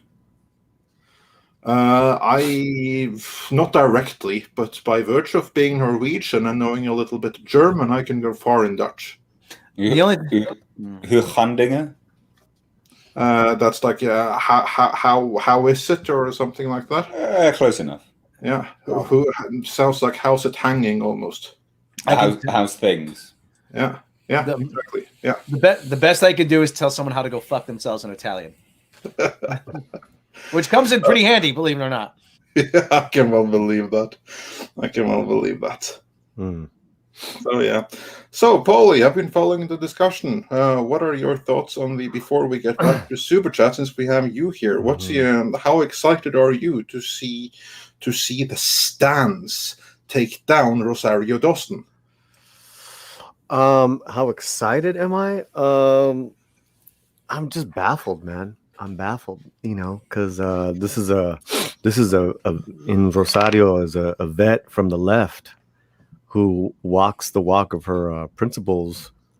Whether I agree or not, I respect that she's always been in the trenches for most of her career, and then even the other day she was in Texas helping raise money and passing out food and water. I mean, this person's she lives her principles. So I just don't get it, man. I don't get it.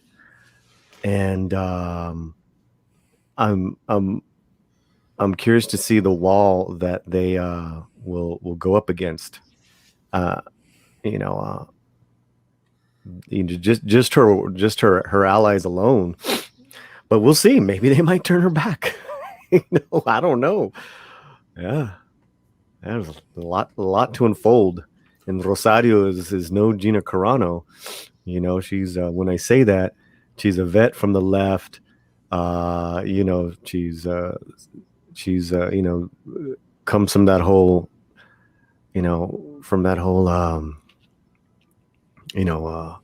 she put the social justice, you could say, in that whole thing. So this is one of their own. So vas a ver. Yeah, indeed. But again, that's not stopped anyone. For one thing, on that particular side of the political aisle, even Obama was complaining about the circular firing squad. And on top of that, I think a lot of this is driven straight from the Lucasfilm offices that are deliberately targeting the opposition, which would be Favreau and all of Favreau's projects. And taking down Rosario Dawson would really put a damper on that whole Ahsoka Tano series, wouldn't it? I mean, I want to see those emails. Those are going to get out. The text. Yeah, I mean, you really think that there is that civil war going on? Oh yeah, absolutely. We have that on good authority from multiple sources, independent of each other. What was that, Tom? Fuck. Yeah. What are you doing? It's gremlins. I got mail in the system. Okay. Oh, cool. Very cool. Just Tom creeping on camera. Look what I've got. Yeah. Yeah. Oh, brilliant. Hello to everyone else on the panel. What's happening? I got invited, but I was in the middle of cooking, so I wanted to make sure I ate so I could not pass out. But I had a good breakfast, so that's good. Yeah, well, glad to hear it. How are things? How were things in LA this Thursday morning? The weather's nice. It's been nice and warm. The sun is out, and we walk the dogs. I mean, you guys know Cameron Pasha? Oh yes, absolutely. Yes, sir. He's coming over tomorrow, so I'm looking forward to hanging out. Oh, with him. Cool, very cool. Yeah. No, we are good friends with Cameron, so you have to tell him we say hi. Indeed, I will. Yeah. And on that note, Celador says there's a civil war at Lucasfilm for the future of Lucasfilm. Its very existence under threat. Its future at stake. KK faction destroying the joint. yeah, that's honestly kind of what it looks like a little bit, isn't it? So yeah, it should be interesting to see what's going on with that. So yeah, Natasha is sharing the link to Latinos Land, where Commandant Pasha is going to appear. So everyone should check that out. Yeah, let me just clarify. He's already been on the show. He's coming over. We're gonna go have coffee, walk the dogs, and hang out. Because you had asked me like, how's LA? It's like, we're trying to see our friends in person. We're trying to not be so disconnected from each other. But yeah, no, he's not going to be on the Latino Slant. We're just going to be hanging out. You have to tell Commandant hi from Stephanie as well. So. I will. Absolutely. I think we're trying to do an LA meetup with soon with hopefully Mexican Iron Man and maybe Gary, the Southern California, contingent. Yeah, awesome. If only there was such a thing last time I was in LA. But hey, next time. La próxima. 2030. So. Right.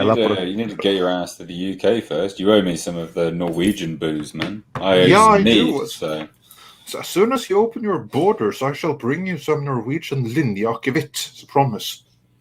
Deal. But yeah, we have quite a few more super chats to go through. So I'm just gonna go through them. Master Clockwork said, "Every High Republic protagonist, young with unique quirk, making them special, and isn't just the bestest ever, but puts the old masters in their place." Yeah, that sounds about right. That sounds like the Star Wars for this generation, whose general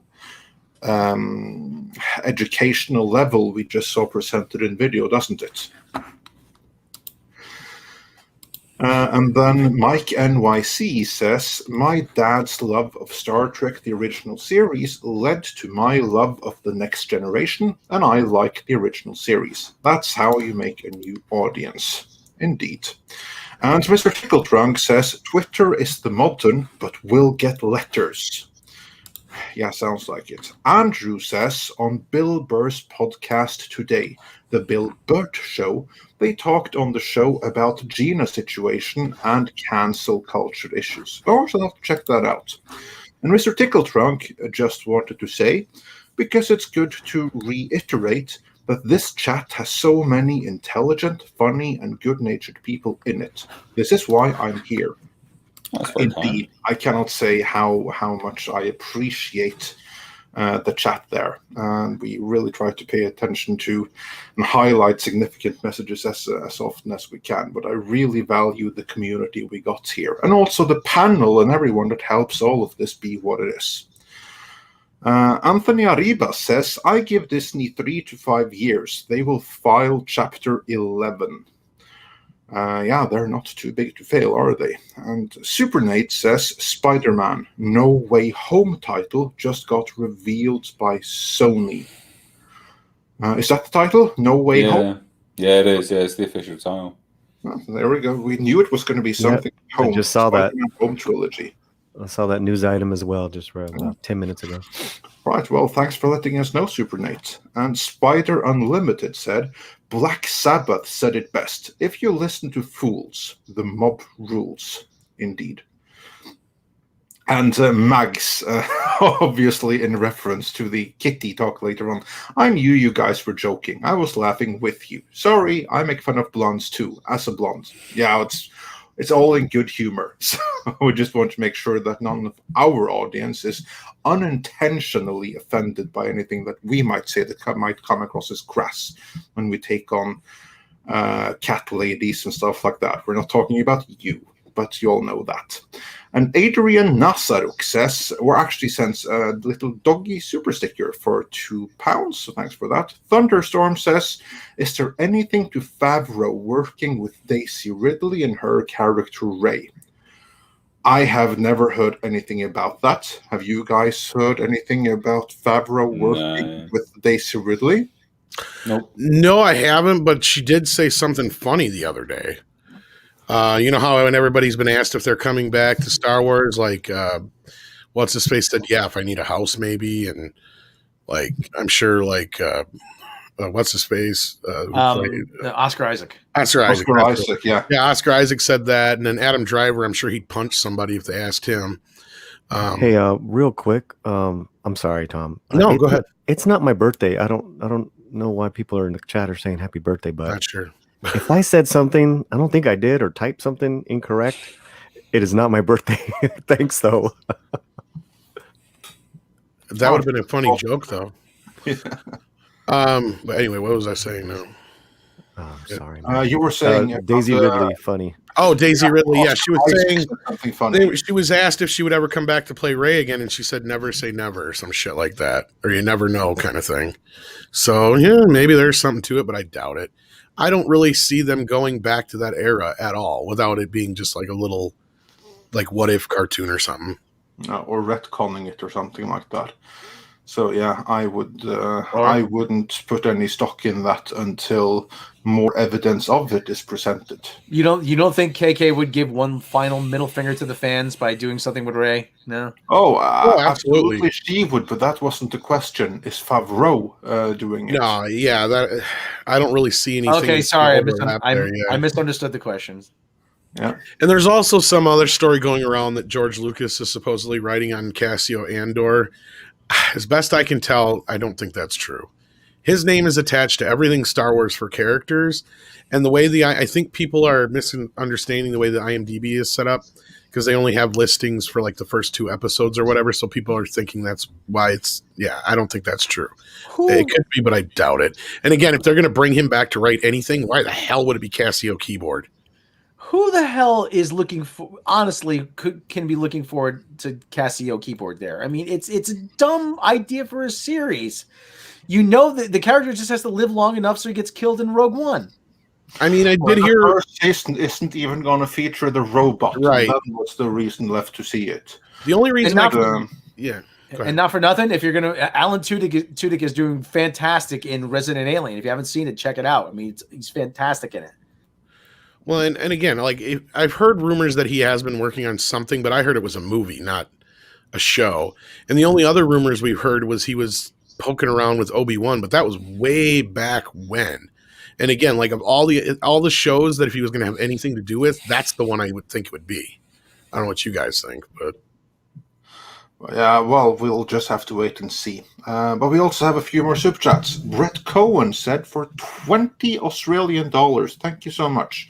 Branding business model is ages old, and the new technocracy wants a perpetual higher rental model due to longer-term profits overall than a once-off buy. It's why they're after the teens, so they lock into the brand now. Yeah, that's the general idea. But get them while they're young. But you're supposed to keep the old ones you already have. keep them on the treadmill. Yeah. Yeah, exactly. Yeah. And sent us a diamond super sticker, so thanks for that. Thank you. And Troy Pacelli says, Iger needs to either get rid of Kennedy or step down and let her take over already. Shit, or get off the pot. Yeah. You know what? There's something to that. Yeah. Hey, Kathy, you think you're so smart? Go ahead. Run the whole company. Let's see how well you do.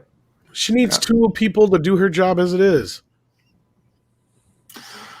And then Stephanie Yanisek Smuggler's Cantina says again, Kennedy's orchestrating this thing. Yeah, that's what I think too. Mexican Iron Man says for $15. Muchas gracias, amigo. Hail Midnight's Edge and the great Mr. H. I just love how KK didn't pay $1 for Star Wars. Disney bought it. Yet, KK thinks this subsidiary of a public traded company is her personal corporation. Yeah, that's some pretty heavy arrogance right there. Oslek says, Republic Commando re-releasing. KK Damage Control. I have no idea what Republic Commando is. Is that like a High Republic thing? It's a shooter. It's a game. It's a video game. Okay. Is it on the Sega Mega Drive? No, it's not on the Sega Mega Drive. Well, that's why I don't know it, evidently. So, yeah. And Mr. Tickle Trunk says for 10 Canadian dollars, they don't seek to destroy anything good. They destroy anything that is against the ideology. After that, anything simply not the ideology. Poke holes in their power. You're destroyed. This won't stop. Yeah, kind of. I wish you were wrong, but you're not. Christopher Tock says for $2, throwing my $2 in. Thanks for the stream. Oh, thank you. And Ray J's World says this reverse McCarthy hearing move is messed up. These stands parents need to take their internet away from them, then forced to stay outside. Yeah, I think that a little bit too much internet parenting is partially at fault here. Well, don't you know it's our jobs to teach their kids? Well, that's why we try to do a good job at it, trying to teach some critical thinking skills. But yeah. But yeah, well, I think that by the time they come to us, it's too late. But again, that's why we always emphasize that critical thinking and bigger picture. That's important things in life. And Mags says for $5, Disney Lucasfilm set the precedent with Gina. They made the bed with them, and now they have to lie in it. Yeah, so true. Adrian Nazaruk says, hey guys, why do you think that no one from the top of Disney hasn't tried to sort this Lucasfilm mess out and bring down the hammer on them? Yeah, why do you think that Disney corporate hasn't done anything? Why do we have all this madness coming from Lucasfilm and Lucasfilm only? Because I don't think they can do anything. Yeah, but Mr. H, I want to hear what you have to say. Why hasn't Disney struck down? Well, we already know that from PR agencies and things like that who have publicly stated it in articles that they want to appease the left. They know who these people are. They are the left. So the wider part of it is that they don't want to. They don't see the bigger picture here. That's why. I mean, I can't. There's no other logical explanation for it. We know from insiders that they want. But it's not. It's important. It's not even just this one, is it? There was a person in that other article, or was this the same individual that said that? Someone? Anyone? That said what specifically? Yeah, this quote. Is this the quote that was in the article? Or yeah, this is from the THR article. Yeah. Right. Okay. Well, anyway, so if THR can print something like this, because the problem is people see Weinstein's spokesman and then they go, oh, this is whatever, this guy has no credibility. So it's important to note that, remember, THR printed it, a quote from this chap here. They want to appease the left. They want to do that. They don't want to upset them. So why Disney haven't done it is simply because it would upset them. It's not what they think is in their best interest at this point in time. They're a business at the end of the day, and they're going to do things based on financial decisions. They haven't seen the financial wrath that will eventually come from it. That's all I can think of. And I know, I still think ultimately, it's wrong, but that's the only logical explanation, I guess. I don't know. Yeah, and to be fair, this guy no longer works for Disney, as far as I know. But yeah, I mean, and I did talk to him on a podcast, and basically what he's doing is telling us the truth: is that this is the way the studios are run. They go off a leftist agenda, and they want to appease the left. I don't know why they got in this mindset. I don't know why the media got in this mindset, but it's gone too far.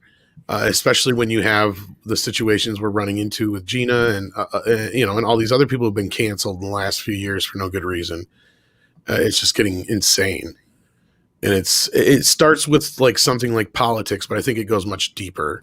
And when it comes to Kathleen Kennedy at Star Wars, well, I think they've done everything they can do. I think that George put her in her place with such an ironclad situation that they couldn't do much, and that's why Bob Iger had to basically come in and do her job. That's why they have two other people in there doing her job. And I've said before, I think she's more like a satellite mom. She's never really there.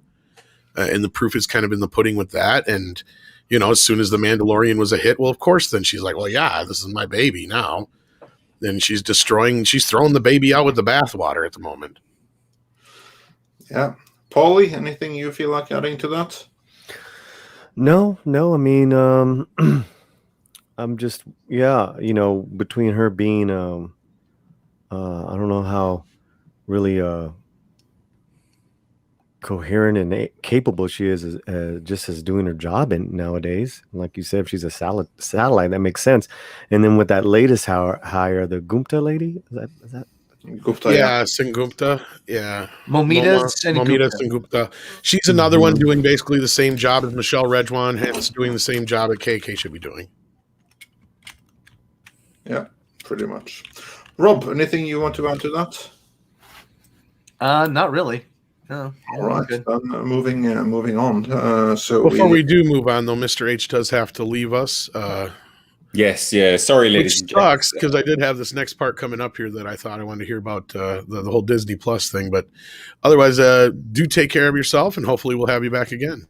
Yes, no, absolutely. I've got a eat and then get ready for my own stream. Actually, that's why, unfortunately.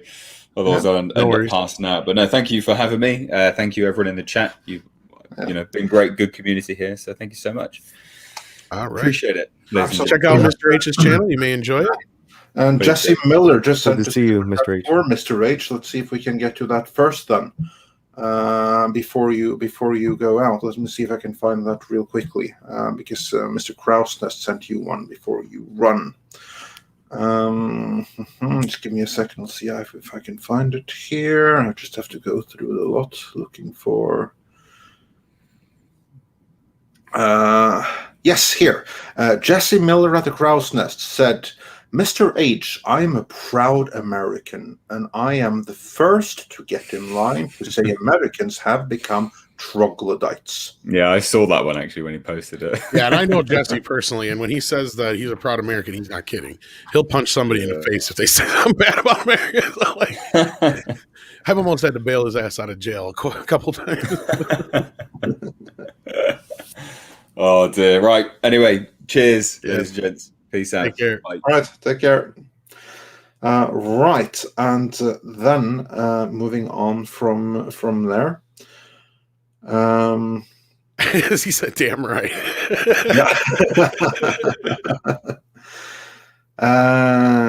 Yes, then we have Nicholas Horton, and we owe Nicholas Horton a thanks, because this is what he said before. Tom, sent a link in your Twitter DMs. It's a teaser image for what the toys for Masters of the Universe will look like, the upcoming one for kids. Yes, so thank you, Nicholas Horton, for sending us that. We talked about that already.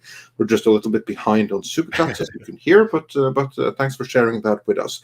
And then Crass Socks said for $20. Thank you so much. Hail. Yes, indeed. Hail one, hail all.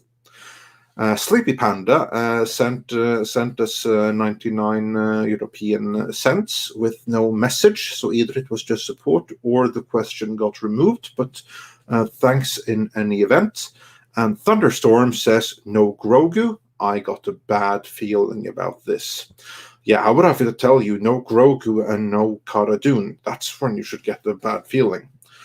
And Phantom Timo says, you guys and the Realm Cast are my favorite podcasts right now. Oh, thank you. Thank you so much. We really appreciate that. I want to say one thing about the Grogu thing, though. Like, that was kind of my first kind of pause, because I'm like, how are they going to get rid of Baby Yoda?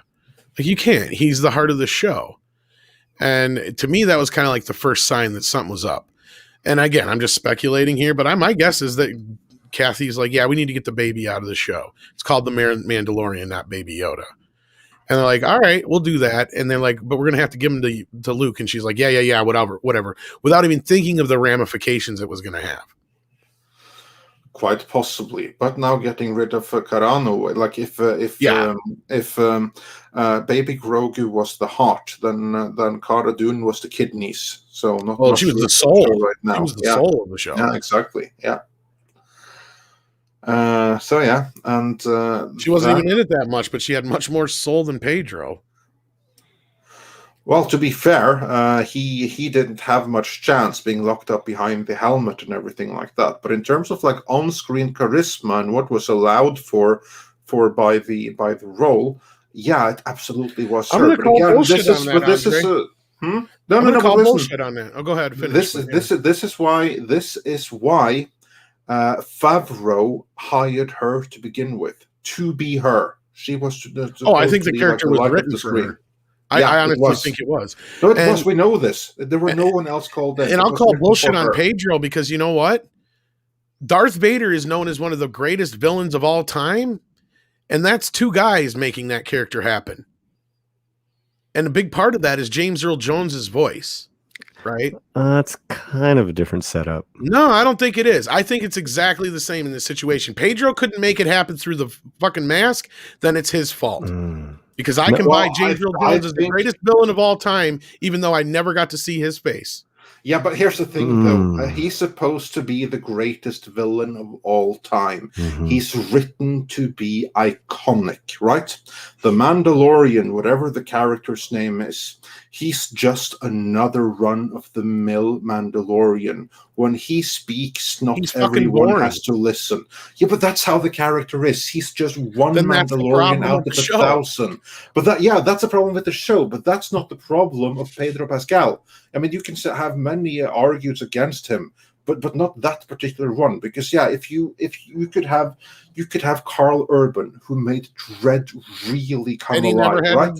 Yeah, but listen, that's a completely different setup and movie and all of that. If you had Carl Urban in this particular role, and if he was behind the mask and he did exactly the same thing and he had exactly the same lines, could he have made the character come alive any more than Pedro Pascal is? I'm not so sure. I am, because I've been trained as an actor. Pedro's good as an actor, but I don't think he's good in this role. Oh, he's a fantastic actor, but the setup is different because Darth Vader was never the lead, and we didn't follow him. We didn't follow him. That's my point exactly, though. Is his presence overstepped that? That's my point. Yeah, but but that presence James Earl Jones in there. His performance is his voice, so he made Darth what he is. Pedro is not a voice actor. I think Pedro signed up and was like, oh, I'm going to be in this thing. I think the fact that we all have said he could be replaced and nobody would notice is a big problem. Totally agree. And then, again, I'm not totally blaming him for that, but that's another problem of the main character getting lost in the show. But, and that's why I was looking at the Marshal for one episode. We loved him more than we loved Pedro for a season. That's my other point is, I've said it a million times over. He's not right for this role. He was great in Wonder Woman. He was the best part of Wonder Woman.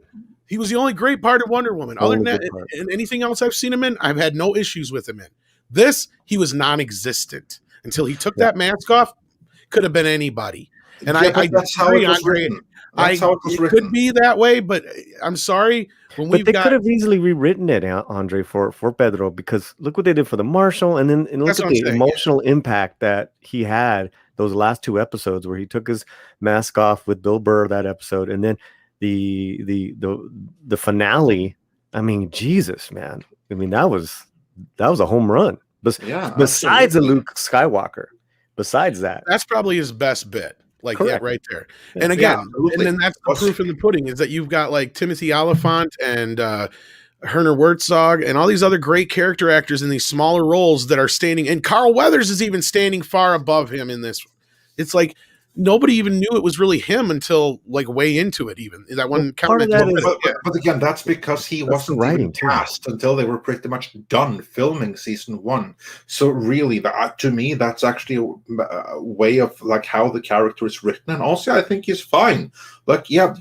Disregard his politics. I think that he's perfectly fine for that. I don't think that anyone else would have been able to lift it much more, given what the character is written to be. And I also don't think that the Darth Vader comparisons are appropriate, because he was written to be terrifying. So now he wasn't a lead, but everyone was either speaking of him whenever he was in the room. Everyone was mostly terrified of him, and the ones that weren't were simply soon choke forced. He was designed specifically to be iconic, and he was a joke until he got the voice of James Earl Jones that actually fit the design there. So I think it's like an apples to oranges comparison. Like, I buy him as what he's supposed to be. He's supposed to be another run-of-the-mill Mandalorian that hasn't distinguished himself in any kind of particular way as the series begins, with his armor barely holding together and has to earn his Beskar and stuff like that. So he's a Mandalorian, and he's not the best of the class or anything. He's just another Mandalorian, probably like in the lower third percentile. And for that, Pedro Pascal, I think, is fine. And the ones that make the series come alive, as you say, is the guest cast. They are the ones that bring the personality and everything when the role prevents him from doing it. And remember, this is what we've heard that Pedro Pascal has been upset about, that he's too hidden behind the mask and he doesn't get to show what he can do. Well, I'll put it this way then. Basically, Cara Dune has almost the same backstory as him, and she's infinitely more interesting. Of course, I agree. Yeah, but she wasn't part of cultish Mandalorian. That's not even it though. Like I said, I don't have it personally about Pedro. That's one thing. I've seen anything else I've seen him in, I have no issues with. Here, he was basically non-existent, and I disagree. I think almost any actor would have worked harder or elevated above, and it could very well just be that he was going through the motions and didn't want to be there. I don't know.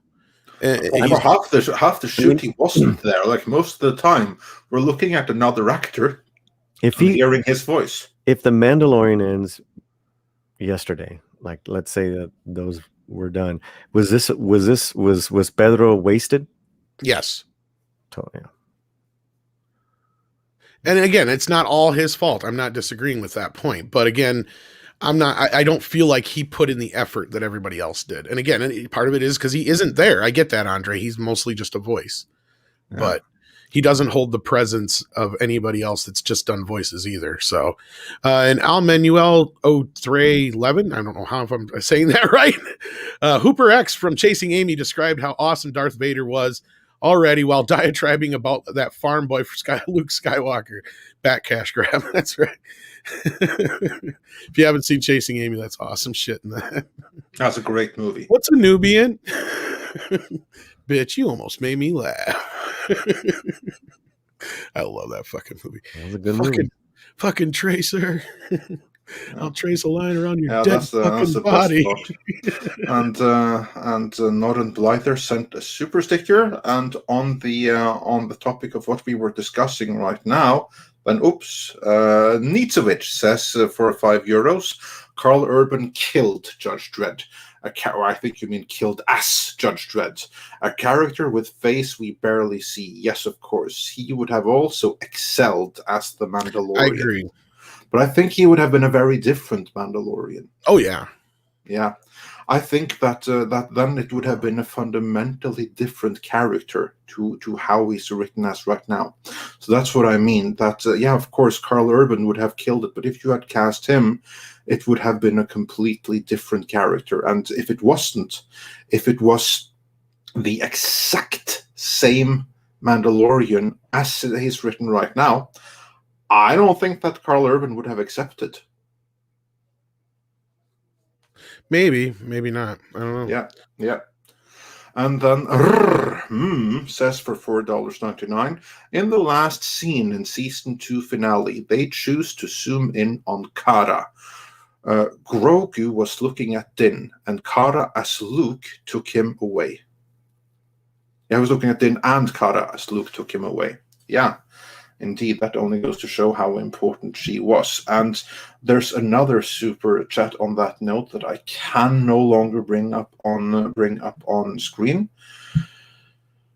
And that is Lorne Connor said, Cara was the audience insert, the survivor who had lost everything but kept fighting even after the new government wanted them to stand down. That's actually a very, very good point right there. And on in terms of Pedro Pascal,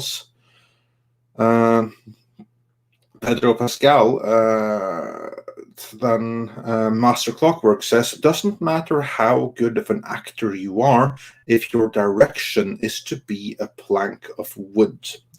I don't know if that was his direction, but that was how it was written. And Annibal says, Tom is right. Could have been anybody. Well, that's what I was kind of saying. He's doing like a generic man with no name kind of bit. And like, you can do stuff with that. I mean, Clint Eastwood made a career on that shit. And Tom, and he also had one character in him, and that's the same character that Carl Urban could have played, but that is not the character that Pedro Pascal was told to play. Well, and Clint has done different variations on it. Don't get him wrong on that part too. It's not always the same. Yeah, no. Obviously, there's variations within that. I'm not saying otherwise, but what I'm saying is that if, say, Carl Urban had done it, I think that we would have gotten something more like what Clint Eastwood was doing, because remember, Clint Eastwood was also the original inspiration for Judge Dredd.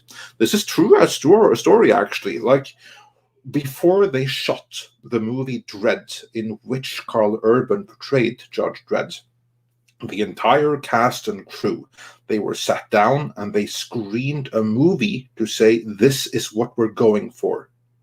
That movie that they screened was Dirty Harry. Again, there's like the Clint Eastwood thing.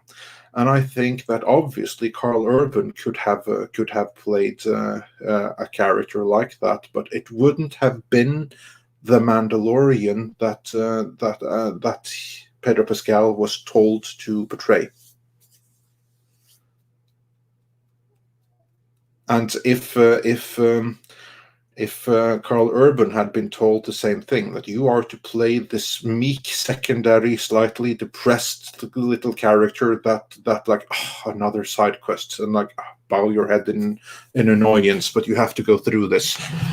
But I don't know how different it would have been, because he would have been restricted by what the character is supposed to be. And of course, yeah, he could have brought more to it, but then again, how the character is supposed to be would have been out of character with how he performed it. So you have like the whole autonomy there. Is how I see it, at least. But who knows? We'll never find out.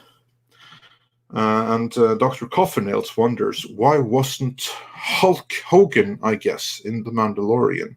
It would be awesome to have him there as a bounty hunter, actually.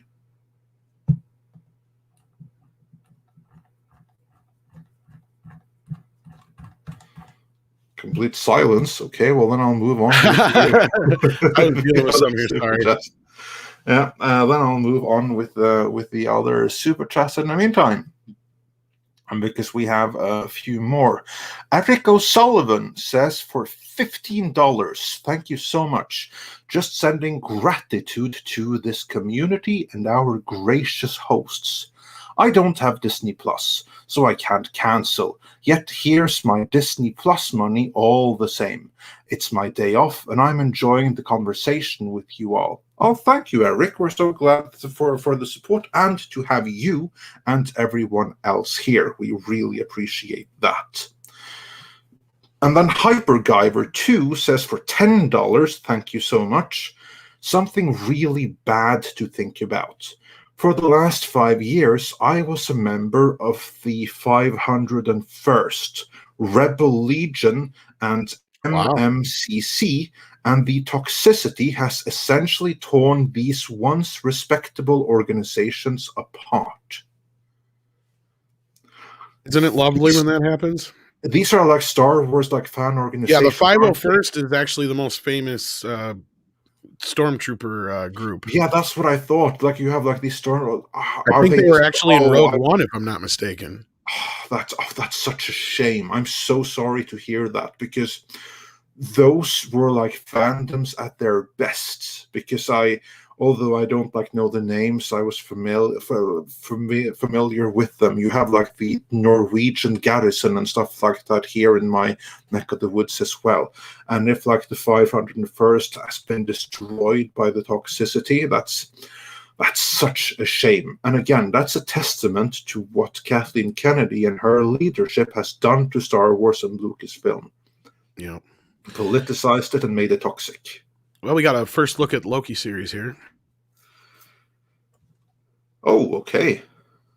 Yeah, there's some news dropping. Evidently, Kevin Feige's been dropping some stuff. We obviously got Far From Home for the title. For the next Spider-Man movie, there's an update on Deadpool we'll get to after some super chats. And that other Disney news we have as well. But there you go. Far From Home? That was called something else. Or whatever it's called. No Way Home. No Way Home. No way home. Too many homes. I know. That's so weird. And Too many homes in the cry, multiverse. cry, all the way home, all the way All the way home, home. all the way home, all the way home, all the way home. All the way home. Cry, cry, cry. And since we spoke so much Judge Dredd, Sander Hammerslag says Carl Urban should also go to Daily Wire and do a sequel to Judge Dredd with Gina. I'd be all for that. If But that was the Judge- problem, yeah. Yeah, that's not the problem, though. That's not the problem. The problem is that it's the right holder rebellion that has messed that up, and they've done it all by themselves, and they have no one else to blame for it. Yeah, we should have a lot of shit right now if it wasn't for them. We'd have a Judge Dredd series and the other series too. I can't forget the name of it. Rogue Trooper. Rogue Trooper. Yeah, Rogue Trooper, yeah. or something. Yeah, but definitely the Judge Dredd one. And This is what they were in, Carl yeah. Urban's was theirs to lose, and they lost him. And Valiant Renegade corrected me. 501st is in Mando, season 1 finale fight. Yeah, I knew they did something official. If she doesn't get on the 519, I don't know what sorrow means. I'm gonna Cry, cry, all the way home. Or Andre's just like, what the fuck are they doing? I'm still waiting for someone in the chat to Cups and cakes. Yeah, I'm thinking that too. Like it must be like some kind of like American joke or something. Stop something like wasting my that. time. Dun, dun, dun, dun. You You know what I want. And You know what I need. Oh, maybe Maybe you you don't. Do I have to come right out and tell you everything? Give me some money. Give me some money. But the question is, are we going to do Stonehenge? No, we're not No, gonna we're not fucking do do Stonehenge. I really need to see Spinal Tap one of I'm these like days. I'm like that lukewarm. Do I need to get the guitar out? Doon, doon, doon, doon. Okay. Yeah, great, bottom. great guy. A big geek with glasses. Mud flaps, my girl's got him. He died. The official cause of death was he Yes. choked on vomit. Yeah, Well, but you what- can't really dust for one's. No, you can't dust for vomit. It wasn't his vomit, you know. Yeah, moving on from all that. Stubby Pete. Oh, Stubby Pete. Oh yeah, Oh, great yes. guy. You know, he also died. Very tragic. We have some words of truth from Nietzevich, who says, "Oh God, I send super chats, but for heaven's sake, don't sing." And I can tell by his name though that he's probably not a Spinal Tap fan. and what was just a 2-word review for your album Shark Sandwich? Shit sandwich. You can't It print that. That's doesn't not real. say that. That's not real. No, it doesn't say that. And Fractal Jack agrees, but I have to see Spinal Tap. Really? Andre, what's wrong with being sexy? Yeah, what's wrong with being sexy? No, sexist. Oh. But now if he was the one smelling the glove. Oh. I have to make a point of saying that. I have, you know what? But I have seen the Norwegian remake of Spinal Tap. Which is pretty awesome. It's so black. It's like How you couldn't be any blacker. If there's a chance that this could get any blacker, I'd say none. None blacker. When they do the commentary and character, no, if she were a liar, a cheat, and a total bitch, she'd be an all right girl. Yeah, the best part is on the DVD they do a commentary as the character. As the characters. Yeah. It's fucking hilarious. The deleted scenes are almost as good as anything in the movie too. That's the best part. And you know the album, the Metallica Black album, Andre? Yeah, of course, I have it. Based that on Spinal Tap's album. Because what happened was they couldn't put their album on the shelves, so they just got like the press copies or whatever. They're all black, so they put those out, and they're like, "What the hell is this?"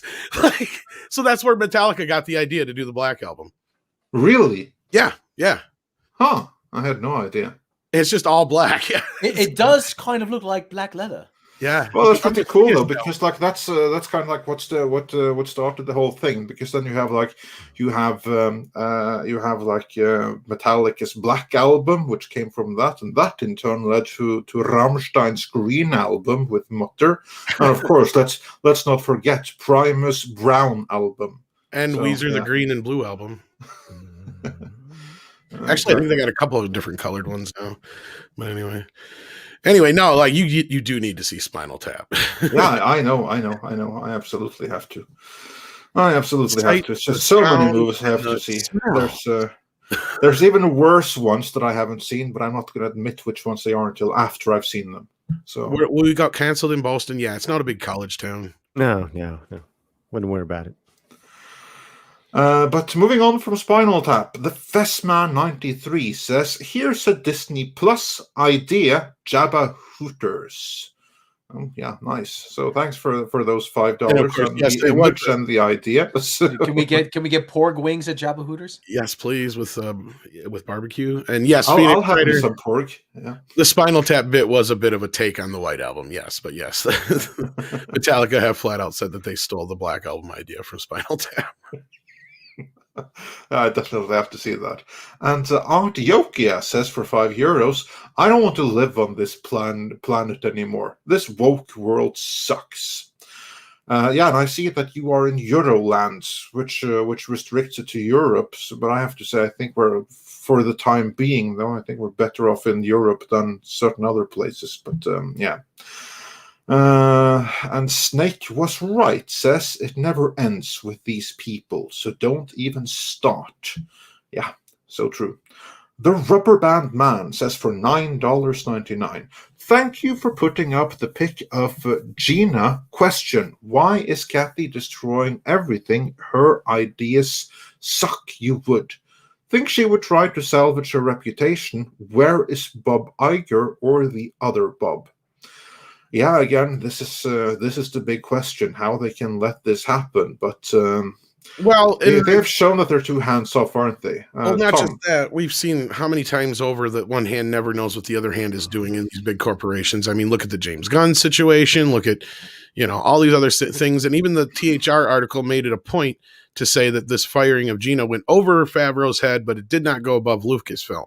So I mean, somebody within Lucasfilm, and there's only 3 people that above Favreau that could make that choice, and that's Kathleen Kennedy, Michelle Rejwan, and Momina Gudzumta, or whatever her name is. Sorry, I apologize, but those are the only 3 people that have that power at the head of Lucasfilm to fire Gina. Yeah, and the one who has the desire to do so is our very favorite Kathleen. There's no one else that has the. You don't even have to take the motivation. Yeah, exactly. We all know it's her, Tiberius Monk says, we are in a difficult time in this world, with people struggling physically, spiritually, and emotionally, and people spend time going after Gina. Shame. Yes, indeed. That's the part I brought up about these keyboard warriors. It bothers me the most. If they put even half the effort they did into keyboard warring, into stopping child trafficking or fighting abuse and all these other things that are actual problems, then maybe the world would be a better place. But no, instead they concentrate on things that only affect such a small portion of the population. Well, actually, the thing is that they are activists. They're just activists for the way wrong causes. Yes, or even just volunteering in your local town. But again, that's still activism. They just found they found the easiest activism. It's called the one where you can just sit on your ass in front of the computer or smartphone and feel gratified that way, and think that you are battling the totalitarians when in reality you are one. Slacktivism. It's called. Yeah, that these people would do any kind of actual thing to actually make any real change, positive change. That's a tall order, I guess. And then Pablo Papano says, is Rosario's beard Spartacus Booker going to gallop to her aid? I guess that this is in reference to her boyfriend, the former presidential candidate. Well, yeah, well, we'll see if he can go on Twitter and tell people to knock it off. She's with us, but I don't know if that's gonna help. Cory Booker, that's his name, isn't it? Yes. Yeah. Well, we'll see what he can do. Senator from New Jersey. Yes. Yeah. Jersey. And Adam Wofford says, can we get that one guy that almost ruined Disney back in the 80s? I just Disney die like Circuit City Panama Airlines, so copyrights can be fixed. Yeah, can we get Michael Eisner back? Well, he probably couldn't do any worse. Well, Disney had some good years under Eisner, you know. He did. I keep reminding people though, Eisner gets way too much fucking credit. Katzenberg and all those guys underneath him were the real talent, and he drove them out. And then he fucking fucked up with Pixar. I mean, I get it. He did great for a while, but Bob Iger is a lot like Eisner, and people don't even see that. The only difference is Eisner didn't go buy a bunch of shit. Like, that's the only difference. He just spent. Yeah, it wasn't part of his strategy. Stop wasting my time. Dun, dun, dun, dun, dun. You what up? And then we have Portrait Andre. Poor Andre. We have Mech1164 who says, as much as I hate the Death Star, AT&T is doing things right at HBO Warner, basically telling them to stick it with both the Snyder Cut and B5. Yeah, well, I have bad news about B5, or at least I've heard some troubling things, some troubling things regarding, you know, like naughty robots. So yeah. Well, this puts a lot. They still have great shows. This puts a lot of perspective on things. Not much. It's a fine line between clever and stupid. It's too much. It's too much fucking perspective. We lost Andre. We pissed him Oh off. no! Like, fuck this noise. I'm done. Now maybe I get the kazoo. Now Like, enough. Oh, Enough. He says. I'm quitting my own show. No, I was just refreshing the wrong windows. Oh, okay. I knew So, you yeah. were kind of coming in fuzzy, so I didn't know if maybe your internet conked out or whatever. Yeah, Mr. Tickle Trunk says, what did he say, B5? Yeah, we're still trying to dig up some information here, but if you are a fan of Babylon 5, then brace yourself.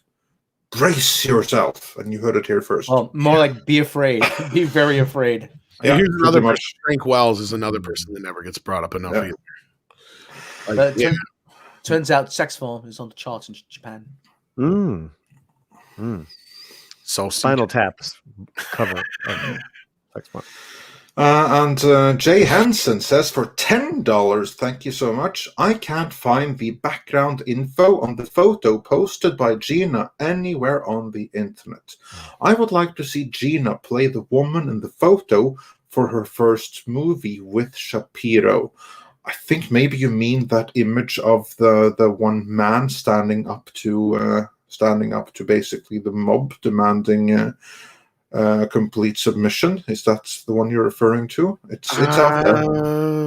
Yeah, I'm not sure which Out one. there. Yeah, He said woman in the photo though, unless he's talking about that last post that she did. Yeah, that I don't know which picture. And I'm not sure what you would. Yeah. Henson, so feel free to elaborate in the chat exactly what you were referring to. And until then, Ray J's World said for $5, Rob, Checkets has connections to Utah's Mormon pop culture. Disney and Star Wars have a big following in said cultures. Checkets comes Utah would share. Checkets comes Utah would share. Oh, okay. Well, I'm just saying, Dave Checkets. I think it's if Checkett comes, Utah would share. I think that's what it's meant to say. Okay. Oh, yeah. Oh, good going, Utah. Well, yeah, Dave Checkets went to BYU. I mean, so Brigham Young University, which is a Mormon college. I mean, big football school. So I mean, And he's a smart guy. So Yeah, sounds like it. And William Sova says for $10, thank you so much. What you know, 90 years of centralization, self-sustaining bureaucracy, carpetbagging, postmodernism, elitism, and foreign influence and subversion have come to roost. Pulls up Nick Cage face. Really? Yeah, there's much going on here. And Tonners the Tree says, what will happen to George Lucas? Oh, he will be fine. He will be fine financially, at least forever. Creatively, then who the heck knows exactly what kind of role he's going to have and what he is going to live to see be done to the Star Wars brand. He'll be creative. He'll be heartbroken. Like, what? They massacred my boy, you know? So he'll be heartbroken, but he'll be fine financially. Yeah. And Adam Wofford says, that triggered my artist in me. The body proportions are not even. Who the hell made this? They should be fired for this Trumbull art trash. I think he's referring to the He-Man art of the toy that we showed earlier. And We Tune TOC says, with every day we learn more and more about less and less until we're ultimately going to know everything about nothing. Well, that seems about right. And Chris Raposo says, for $10 Canadian, have our standards dropped so far? This is my concern with Mando and hesitation towards CW Superman. Have we gotten so much trash over the years? Anything mediocre or not SJW is worthy of praise. Yeah, that's a decent question, but according to Mr. H, Clark and Lewis, or whatever it's called, is apparently fine in the pilot. So Superman and Lois and Yellow Flash also said the same thing here a little bit ago in the chat. Well, evidently there's wide agreement on it. So, and again, I will say that I thought it looked decent in the Super Bowl spot. I really thought so. And I think I sent Yellow Flash the script. I didn't see him answer, but I asked, "Oh, did they do a rewrite then?" So. They must have.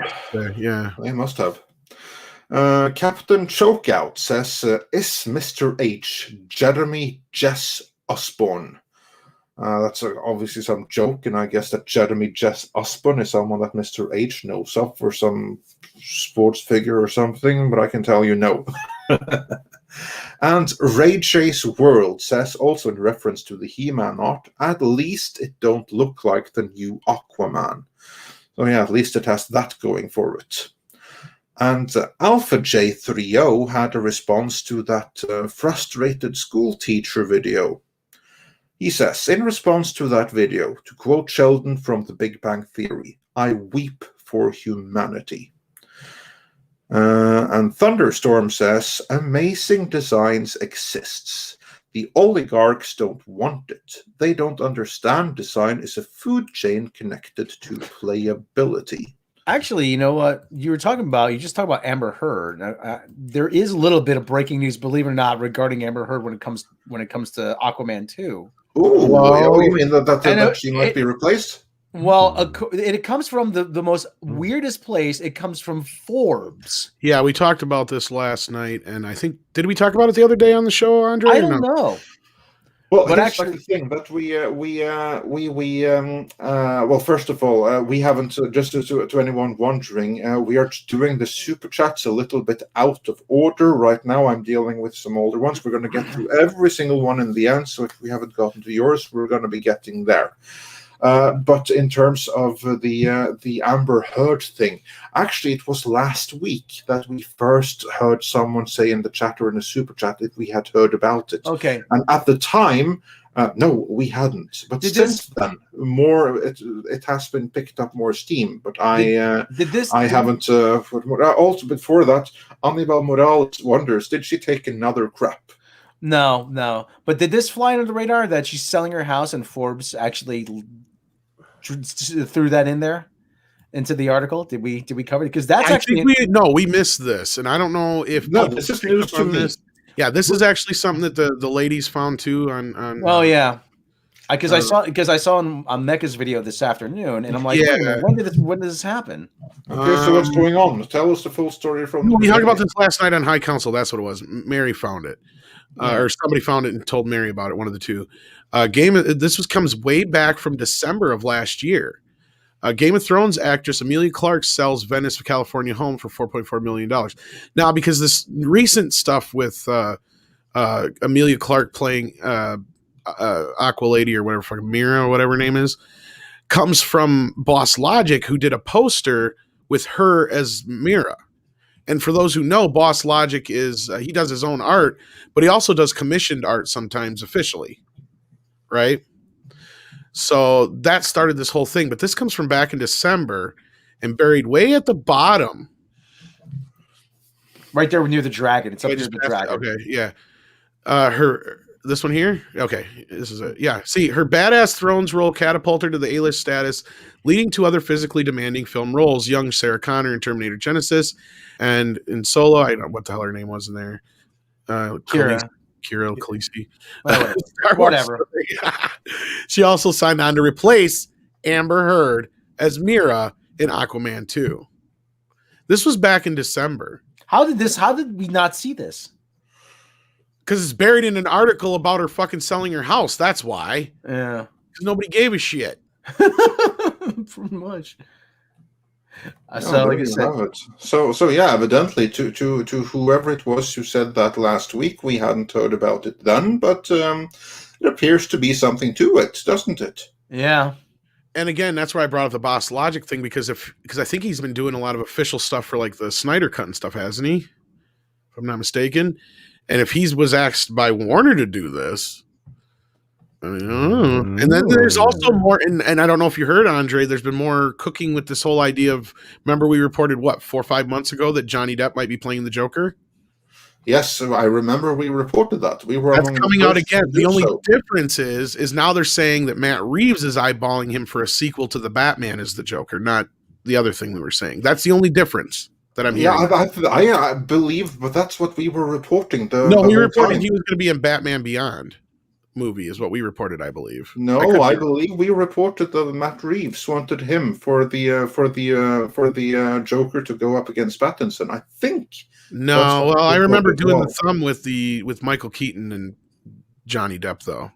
All right. Okay. Yeah. Well, anyway, we had heard involved in some capacity. What we had heard, and this was at the time, this was before anything was signed off yet on Michael Keaton, because at this time that was still just rumors, and we had reported that they wanted him for Flashpoint, and they were also trying to talk him into doing a Batman Beyond movie in which the Joker would be played by Johnny Depp, was the plan, and Tim Burton would direct. That's what we reported, from my recollection. And there's still rumors about Tim Burton being involved in something too. So I don't know what's going on exactly. Yeah. Something's going on though. Yeah. And it's really funny that if they're going to bring Johnny Depp in and boot out Amber. And then there's also been rumors all of a sudden that Johnny Depp's coming back to the Pirates of the Caribbean. That'd be great. That would be sweet. That would be well learned. Which is all surprising though. But when did that verdict happen? A couple months ago. That's what I was trying to say. I was trying to remember if it was before or after this Forbes article. Yeah. Because it seems like after that verdict, everybody turned on him. And that's when Warner, because Warner already fired him for the Fantastic Beasts thing. Yeah. So that's where I'm like, why would they bring him back for Joker if they fired him for that, unless this is an AT&T move? Yeah. Because again, you have civil war over there too, with AT&T seemingly being on the side side of common sense. I hope that's the case. I really do. Because, and again, I'm not saying that Amber needs to be canceled, but she can go flip burgers somewhere. She don't deserve to be an actress. Well, actually, no, she doesn't have to. She doesn't have to be canceled. Everything suggests that she is an actual criminal. I know that the things that she has done are legit criminal offenses, and that's not cancel culture wanting her to be canceled. No, I think she should go to jail. That's justice needs to be served, and then I mean justice Probably, but that's what one wants for her. It's justice in accordance with the letter of the law. That's something else. Won't happen. Probably not, but one can hope. As Rob always points out, this is how this shit works. They ask you, well, when did you stop beating your wife? Not have you ever beat your wife? Yeah. Exactly. All right. Well, anyway, Rob, speaking of, has to leave. I got to jump, guys. I got a couple things to take care of. Everybody, have a good rest of your day. Guys, listening, because we actually have a shit ton of Marvel news to get to right after this. Yeah, we have loads more to go. Hold on. Through, Okay. so, Well, maybe let me stick around for a little bit longer. You see that little Damn link I it. sent you, Tom? Oh, Feige's dropping all kinds of shit. What did you send me now? Damn, hold on. Let me stick around for a little bit longer. I want to hear this. I got it. Cholo. Oh, now what's Sholo doing? Oh, he's gonna be the Blue Beetle. Well, we're going to get into that as well. Oh, okay. Is that confirmed now? Oh, you did. I got an audition tape here anyway. It's a funny audition tape, and then the director and Sholo are following each other now. Well, that is. For those who don't know who Sholo is, go ahead and tell them, Paulie. Miguel Diaz on Cobra Kai. Everybody. Yeah, Oh, that dude. Oh, okay, Ow. cool. Yeah.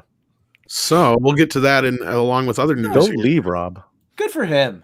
Yeah, I just want to run through a few of the older super chats, so we get caught up on the older, so we only have the newer ones to go through. Then we can get. Well, I want to the say Marvel this: stuff. Dr. Coffinails brings up a very valid point. Who gives a fuck about Blue Beetle? I didn't until I found out Sholo might be playing him. Let me tell you, I have all his records. Let me tell you, I do. Man, the solo stuff is actually not as good as stuff when he was with the other guys, but with John and George and Ringo. But let me tell you, Blue Beetle, I got all his love all his work. And just not a Beetle, not a Beetle. What? No. Stop wasting my time. Oh, okay. Yeah, stop wasting our time, Rob. Yeah, we'll get into Sholo playing Blue Beetle, because I agree that's one thing that makes this exciting. But way before then, Mags said, "I thought emotions aren't for sharing, though. Only when it benefits the one side." And /111111 says for €5, "Was the video Tom showed a deleted scene from the movie Idiocracy? I got the special edition DVD and I don't recall this one." That, of course, would have been the history teacher being appalled by the level of his class. And on that note, Stephanianis ex-Smuggler's Cantina also says, "I'm a historian. I'm disgusted. That video makes me so angry." Whereas Snake Shit says, "That made me weep for my son's future." Dylan Woolley says, "That TikTok video is a result of underfunded public education in America." Well, actually, I think it's more a matter of strategy than funding, but that's neither here nor there. Son of the D says for 750 Icelandic krona. So greetings, fellow Nordic brother. "If the internet would go down forever, those people would break down in tears because they have no idea what else to do with their lives." Yes, you are not wrong. And In Hot Water says, "Stop beating around the bush and talk a bit about Avatar 2. Yeah, that's going to be a real doozy, won't it? Avatar 2. No. About Avatar 2. So moving on. Your Muslim uncle says for $4.99, "Our buying of Saudi oil isn't helping our extremist problem. Similarly, Disney and support of it isn't helping our leftist extremist problem." It's bad state of affairs. Crazy-Eyed Jedi says for $5, "Never had Disney Plus, but signed up for Daily Wire in support of Miss Gina Carano." We caught that one, so then we are basically up to speed. Awesome. About the older ones. We still have many super chats to get through, but they're like newer ones. So with that, Tom, next main Where do we topic start? of the day. Let's start with Solo. Let's begin with that. Let's begin there. With Cholo? Okay. Yeah. And Solo. And Cholo. All right, here's his audition.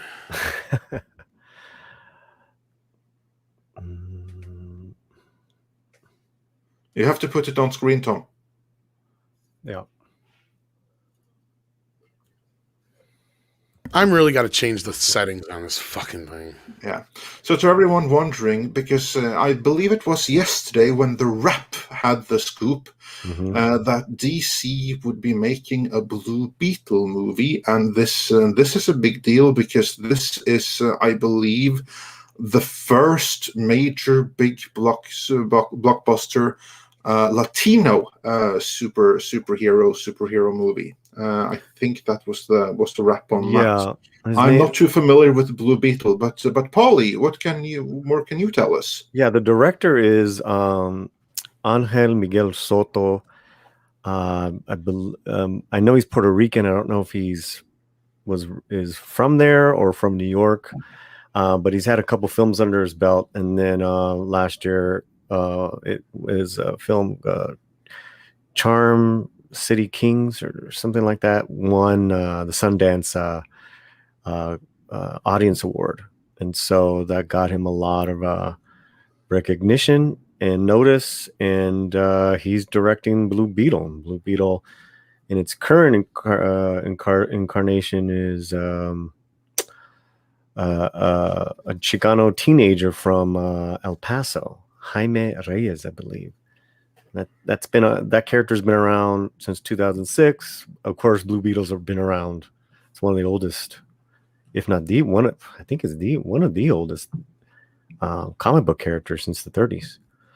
But yeah, well, I mean, it's him and Buscetta from he's either Argentinian, he's South American, the one that is directing The Flash. And the guy who did the It, and the guy who did the It films and Mama. Yeah, Muschetti. Yeah, he's great. So I mean, he's technically a Latino director as well. So and he just cast Sasha Calle, which made the news a couple days ago, Supergirl, for the Flash movie. So let's check this out now that I actually have it on screen. What's up? My name is Shoa Maridueña, and this is my audition for Jaime Reyes, Blue Beetle. Let me just, Kid's gonna have to put on some weight. What's up? My name is Shoa Maridueña. That's funny. That was good. Yeah. For those who can see it again.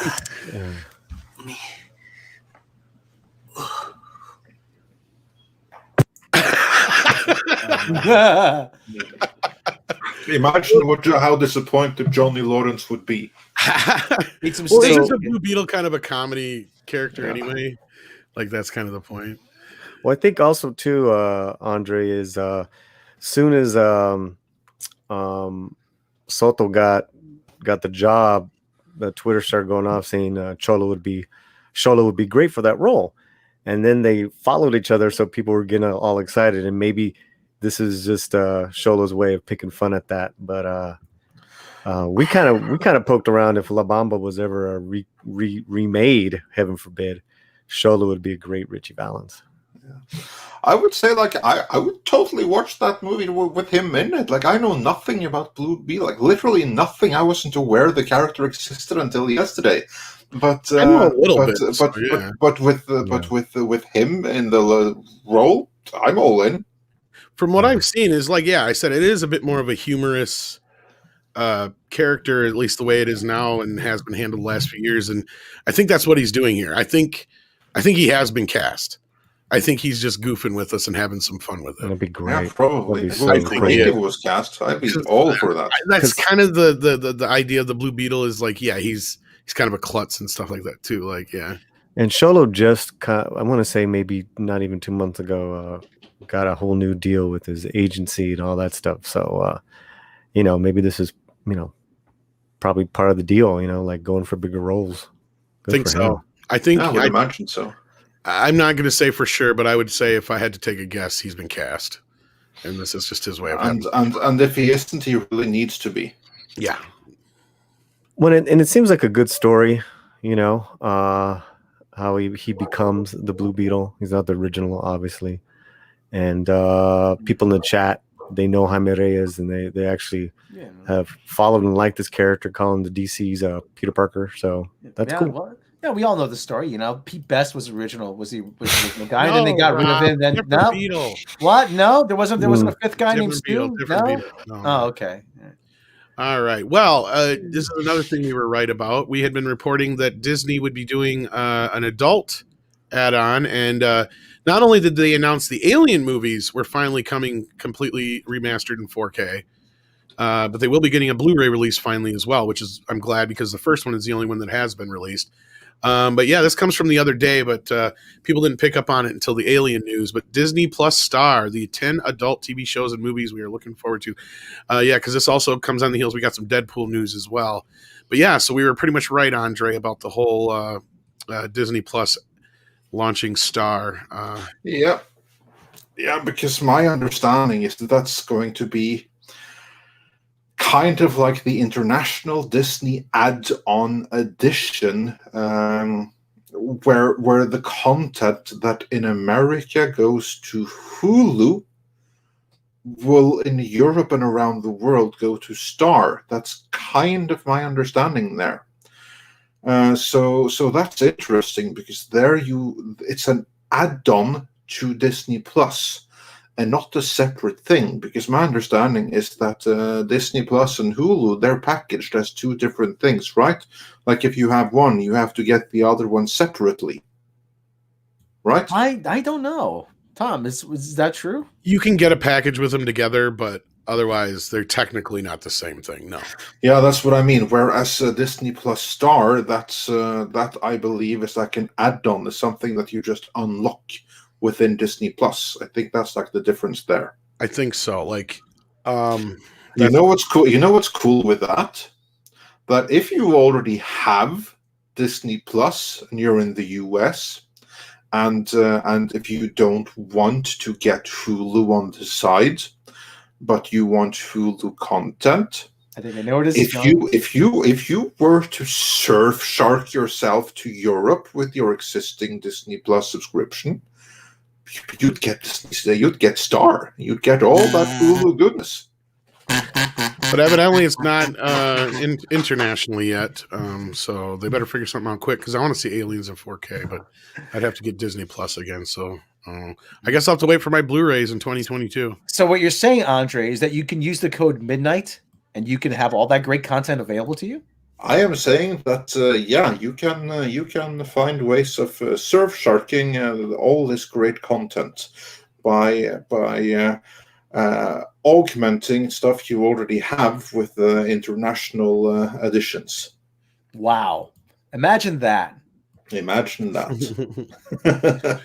So yeah, for those who are looking forward to Alien, and the part that makes me happy is they're at least putting them out on Blu-ray. Like that's the thing, because like they've been pretty sporadic on that kind of shit lately. Yeah, a lot of stuff's just getting DVD re-releases, isn't it? Oh, they're not even. I'm getting also DVD very happy about releases. I'm also very happy about like the Alien coming to 4K Blu-ray, because I think that we'll be seeing a heck of a lot less 4K Blu-ray releases going forward. That's what I'm saying. So I really appreciate the ones that we're going to get. Yeah, and to answer your question, Rob, no, actually, they've been cutting out physical media for a lot of them. Oh, okay, bummer. Yeah, because like there's a lot of movies that are on Disney Plus that are in 4K that haven't been released on 4K Blu-ray yet. What about? That never will. Yeah, probably never will. What about like in Region 2? I mean, is just Region 2 still getting a lot of releases? Or well, 4K is actually region free, so that's a plus. But 9 times out of 10, if it gets a 4K release anywhere, it's pretty much everywhere. Okay. Yeah, exactly. That's like the thing. You don't have regional 4K releases the same way that you have regional Blu-ray releases. Like on Blu-ray, there's no end of the amazing releases that you can get from Germany and stuff like that you don't have anywhere else. But that's not the same with 4K. Yeah, I mean, I got a really great import. I got a lot of great imports, but one of them specifically is the Punisher one, and the Super Mario Brothers ones are great. Just but yeah. just as soon as we got rid of the region coding, that they started phasing out physical media. Pretty much, Yeah. and then I also got like before they came out with the new Blu-ray of Dawn of the Dead. I had the Italian import or whatever it was too. So like, yeah, I mean that kind of stuff. At least we're getting around, but now it's just getting to a point where like the releases are far and few between. Period. Yeah. Senator Hammerslag, yeah, Disney Trooper likes Disney. Welcome to Disney After Dark. Meow, chicken, wow, gosh. And as I reported over a year ago, Marvel studio head suggests Blade movie won't be rated R. As I said, they're going for a hard PG-13. Tom, I believe that you are entitled to the usual bit of footage. Oh, sweet. Now you tell me when I'm like on the other page. I fucking knew it! Oh! But yeah, as I reported back then, they were in talks with Wesley Snipes. I don't know if they've managed to work anything out with him yet or not. I haven't heard on that part. Yeah, according to other than Deadpool, though, they're not going to do anything R-rated, according to Kevin Feige at this point. So, and that's not a surprise. We kind of knew that. But this is supposed to be a harder PG-13, and I have pointed out to people, yeah, I'm not happy about it either. But if you take out like the hard F words, really, there's not much you can't get away with now that they got away with in 1997's Blade. If you think about it, there just won't be any filth on filth. There just won't be any boobs or F words, because you can pretty much get away with just as much blood in a PG-13 movie, especially when it's vampires or monsters and zombies and stuff like that. I'm okay with that. The only thing that really needs to be rated R is Deadpool and the Punisher. Like and especially the Punisher. There's no compromise. That cannot be done on PG-13. Many other things you can get away with, but not that. So it'll be interesting to see what the future of the Punisher has there. Well, and we have our answer now to where all this news is coming from anyway. Kevin Feige had talked at TCA. Television Critics Association? Yeah.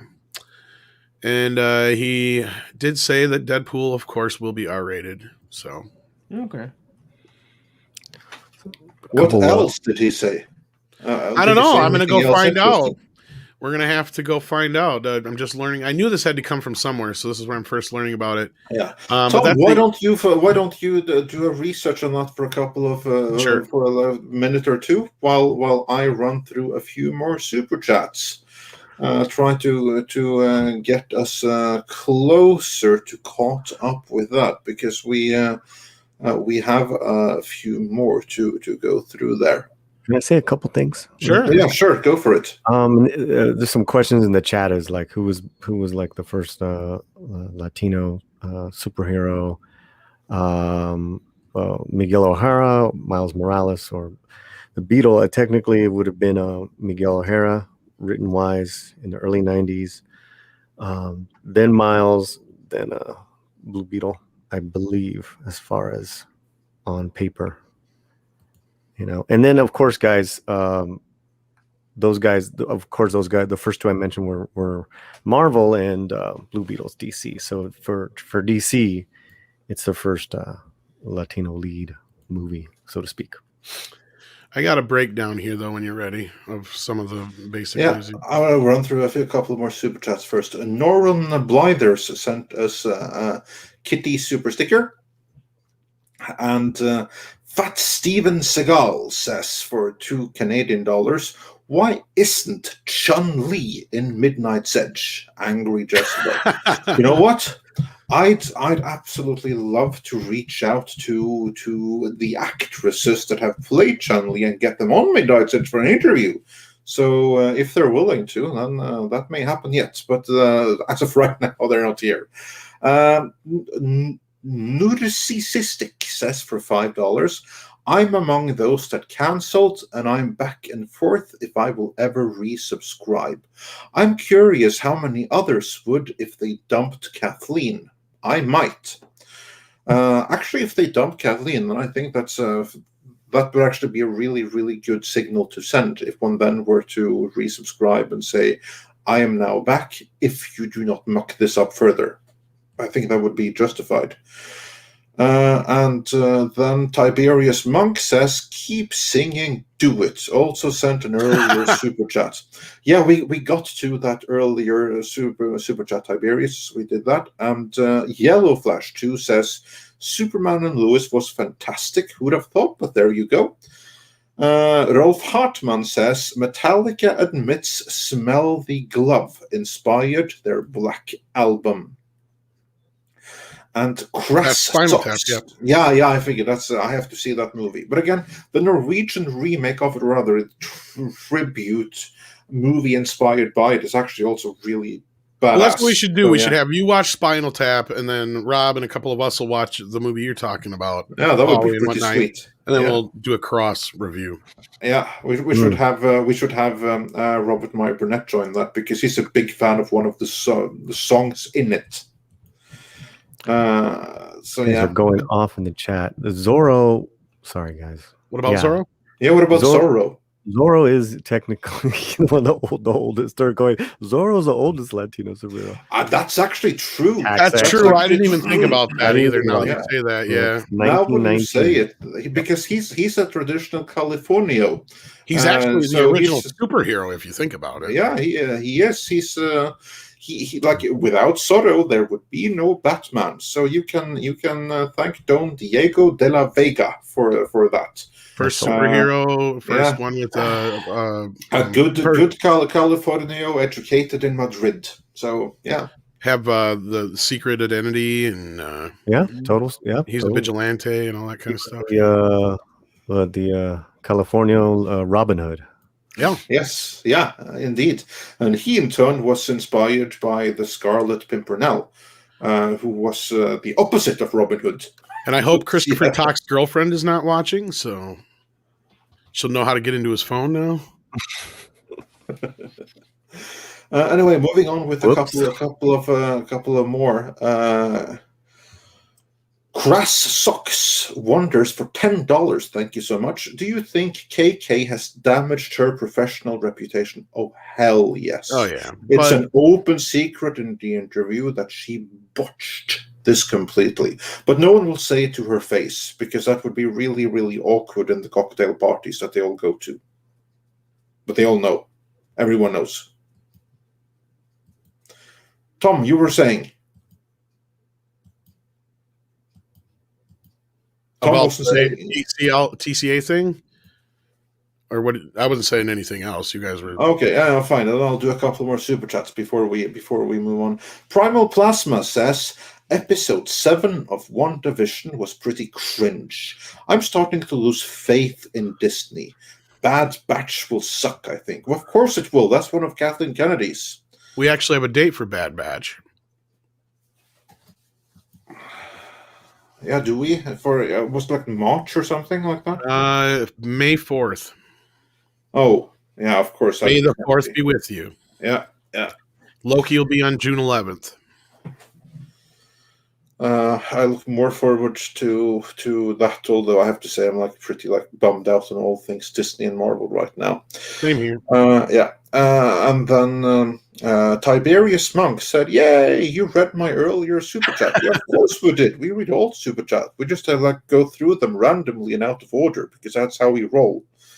And Narcissistic also said for $5, "I would love to see this situation expose the bullying culture of theme park employment.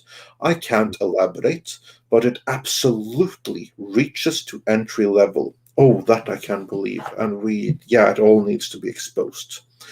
And Christopher Tock says, "Shapiro needs to make an appearance in every film like Stan Lee. The Shapiro-verse.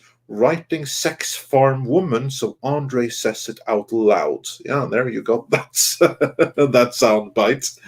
The Shapiro-verse, that would be something. That would be a way to make minds melt. And Aaron says, "If I didn't cancel Disney Plus for their Chinese relations, I'm not canceling it for Gina. I'll watch her next movie no matter how bad or good for support." and that's entirely fine. Master Clockwork says, no, don't they dare ruin B5. And then screw that in Norwegian, I'm done. So yeah. Every fan of Babylon 5, and that's also what Mr. Trunk says, if they come for Babylon 5, I'll start a channel, and as Gary from Nerdrotic said, I will dedicate my channel to destroying that effing company. So yeah. And Harry Nice Guy says, Disney is the Dead Star. You know this ended. And Joseph Nash says, Babylon 5 is like the science fiction version of the Bible, man's place in reality. While Valiant Renegade says, WandaVision interests gets depressed by KK's Gina Gate. Feige reportedly gets pissed with the spillover. Feige mass dumps Marvel news to salvage. Got it. Yeah, that sounds about right, doesn't it, Tom? Because with that we're caught up, so carry on. In your own time, Tom. Tom left. Brilliant time. Okay. In the chat. But yeah, it absolutely. It kind of does look like that. That the spillover from the Gina thing. Like, my understanding is that it affected interest in WandaVision really badly. In like the worst way possible. It like completely drowned out the excitement and the goodwill, because the annoyance isn't restricted just to Lucasfilm, but to the entire company at large, including Marvel Studios. So that's bothersome, isn't it? It's the hand that rocked the cradle. I mean, everything shook. Yeah. Like you said, I mean, I finally caught up on Wanda, but it's like kind of like blew the wind out of the sail for me. Yeah. On that one. Yeah. What did you think of the season 7 revelation that was supposed to be like this huge, shocking moment? Was it a Luke Skywalker moment to you?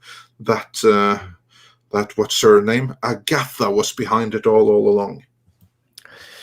I haven't seen the last episode. Okay. I just spoiled it for you then. Yeah, it's it's kind of going towards there anyways. I mean, it's all kind of like, a fart in the wind, isn't it now? Sorry about that. My phone's been going off the hook this morning since my doctor's appointment yesterday. Sorry. Yeah, that's all right. That's all right. So, what's going on? Marvel, we said about the Deadpool, Falcon and Winter Soldier is only 6 episodes. 6 hours is what we landed on is the best way to tell our story. Kevin Feige said 6 hours, whether it's 6 episodes or 9 shorter episodes like WandaVision. The shows aren't inexpensive, so the per episode cost is very high. And to get to that bar I was talking about. So there's that. The other news was WandaVision doesn't have a season 2 yet. And Wanda will be in Doctor Strange 2. We covered the Bad Batch and Loki already, and I think that rounds up most of the news that we have covered, it looks like, for Marvel. But yeah, I agree with the whole sentiment that a lot of this is probably to distract from what's going on with Gina. Okay, then I have a question for you, gentlemen. Were you distracted? Was the stuff that Tom just said now, was that so amazingly exciting that we are all distracted now? No, because we got 0 out of this. We already knew all of this shit. Yeah. Polly, were you excited? Are you more excited for WandaVision now, the remaining episodes? No. Rob, this is where you share your feelings. You were supposed to drop out some time ago, and you stayed on just for the Marvel news. Were they worth it? No. Like, do you feel ready to forgive Disney and move on from the whole Gina Carano situation? Is it all good now? Now that we have these, what the hell did you even say? I forgot it already. What were these news again? There you go. There's your answer. That'd be negatory good, buddy. I tried watching WandaVision, the latest episode of WandaVision, and just it's the whole Malcolm in the Middle thing, or whatever, and the whole Modern Family. I said, you know what? Modern Family, yeah. That's it. I'm done. The TV shtick's gotten old. See you later. I don't. Didn't you like that whole monsters bit with the song? It was Agatha all along. Like, was I that didn't. amazing? I didn't see that. I didn't see. I switched off before you got to it. Yeah. Oh, you didn't miss out much. Honestly, I was 10 minutes in. I was like, you know what? I really don't feel like watching this. So, goodbye.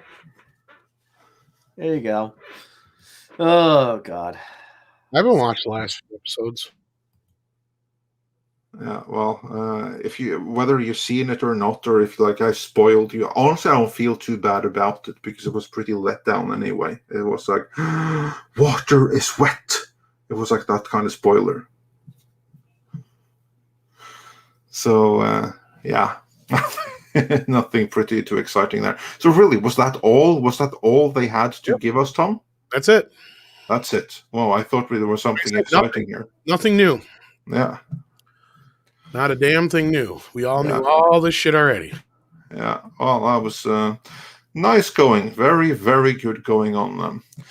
And Vetrice says, great t-shirt idea. Text of, where's Chun-Li? And a Chun-Li pic with her outfit turned into where's Waldo's stripes. I've heard worse ideas. That or, it would be more ambitious if you put a bunch of characters and try and find her in the midst. But yeah. Yeah. And Larry wants me to say Frankensteinian. So, yeah, happy to accommodate. And Stephen Otten says, hail Midnight's Edge and everyone in the chat. Indeed, hail one, hail all. Paulie, were you going to say something? Oh, rest in peace, Iron Fist. It's trending, and that faggy didn't name Iron Fist and all that. Actually, this is what we have heard too from our good friend and scooper Mikey Sutton, who has basically said like the same thing, that Marvel Studios, they didn't make the Netflix series. That was like Marvel Television, which is defunct right now. But they liked some of the stuff that they did, so they're going to bring over Charlie Cox as Daredevil. They're going to bring over John Bernthal as the Punisher. They're going to bring over what's her face from like that female alias detective Kristen thing. Ritter. That's the one.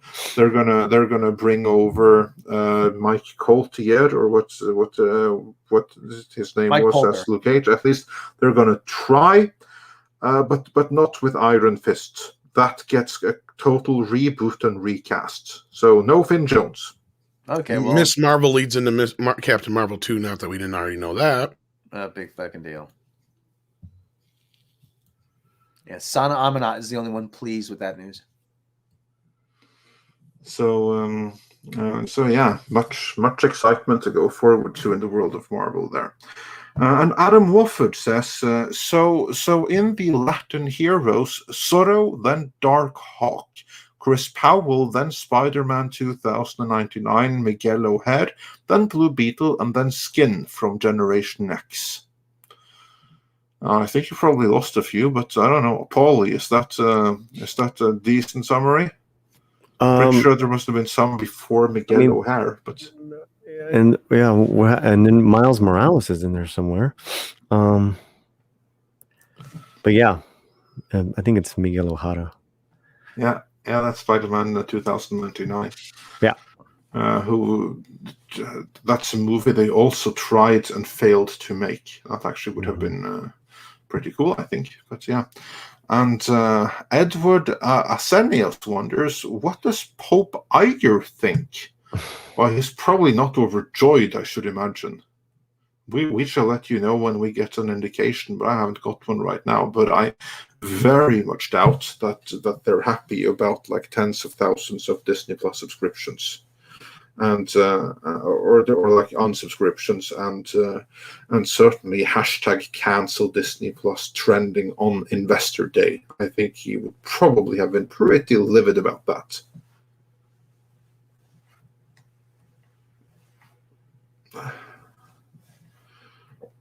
You guys think so too, or am I alone in thinking that?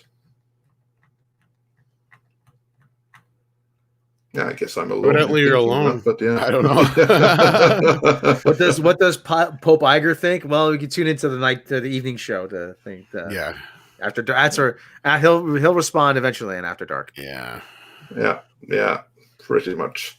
And Natasha says, be sure to hit that like if you haven't yet. And with that, we have, I believe we have caught up on every single super chat. Awesome. I think we have. And I think we also got through every single main story that we had to get through, including the complete non-stories like these Marvel news. Yeah, the biggest news of it, of course, was that Spider-Man got a title, No Way Home. Yeah. There we go. That's the biggest news out of that, folks. So that was a lot of non-news. Sorry, Rob.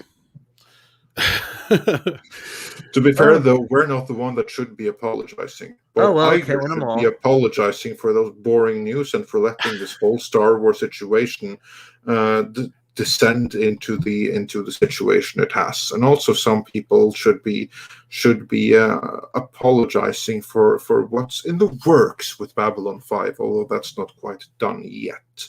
Right. So beware of naughty robots. All right, kids. So I want to thank you all for joining us again here on Midnight's Edge in the morning. We will see you Friday. We may have a mead tomorrow night. If you head on over to Gary's stream, the link's in the chat there. Tell him that we sent you from Midnight's Edge, so you can raid the stream there. Anything to say, Paulie, before we go? Yeah. Happy 93rd birthday, James Wong. That's amazing. Well, happy birthday. Character actor James Wong, Blade Runner. It's been in like 600 movies. Absolutely. Yeah, brilliant. Happy birthday to him. I wanted to say we got another comment and another super chat towards the end here. Stellar Door wonders, speaking about Spinal Tap, Andre, do you know Get Ready to Be Boys Voiced, boy band mockumentary from Norway circa 2000? Yeah, remember what I said about like that Norwegian Spinal Tap remake like thing? That's it. Get Ready to Be Boys Voiced, and it's amazing. I absolutely love it. It's hilarious, and I really want to present you guys to it because it's just so good, so Norwegian. So interesting to see what you all have to say about it. And we also got one more super chat. Hyper Guyver 2 says Zorro was created by Johnston McCulley in 1919, who was from my hometown of Chillicothe, Illinois. Yes, indeed. And you know what? We actually have a documentary on the Mark of Zorro in conjunction with its 100th anniversary. That would be of the movie, not of The Curse of Capistrano, the first book. So be sure to watch that if you haven't already. And we also have the whole movie up for free on Midnight's Edge Live archives. So yeah, there you go. A lot of legend and a lot of figures from the 1800s that Zorro was based on. There's like different actual people that existed, from Joaquin Murrieta to I was about to say Murrieta was one. Yeah, to Ruscio Vasquez, and even Gregorio Cortez. They all had problems with the law. Imagine. Yeah. Yeah, like, and even then, like California was ruled by authoritarians that needed a champion to protect the people from. So yeah. All right. With that, let's say goodbye to everybody. Check out Paulie's channel, the Latino Slant, if I can talk. Check out Mr. H's channel as well. Check us out on Midnight's Edge After Dark if you want some more goofy fun. And don't forget to also subscribe to the live archive. Anything else, Andre, before we go? No, I just want to say thank you, everyone, for watching. Be sure to catch us again on Friday at 6 p.m. Central European Time, which is 9 a.m. Pacific Time. And for every other time zone, then feel free to calculate from those two. Also, thanks to Mr. H Reviews for joining us early on today. He will be streaming his stage show in about, I believe, 40 minutes. Yeah. Yeah. So head on over to him as well if you want some more live streaming. I also know that Gary is streaming right now, so I'm sure that some people want to head on over there. And Max wants to see koalas. A lot of people. There we go. Koalas in the rain, koalas in the rain, no fucks given. Koalas in the rain, koalas in the rain, no fucks given. Koala. Kibber! All right. Thanks a lot, guys. We appreciate you. If it wasn't for you, we couldn't do this. Take care of yourselves and each other. Have a great day.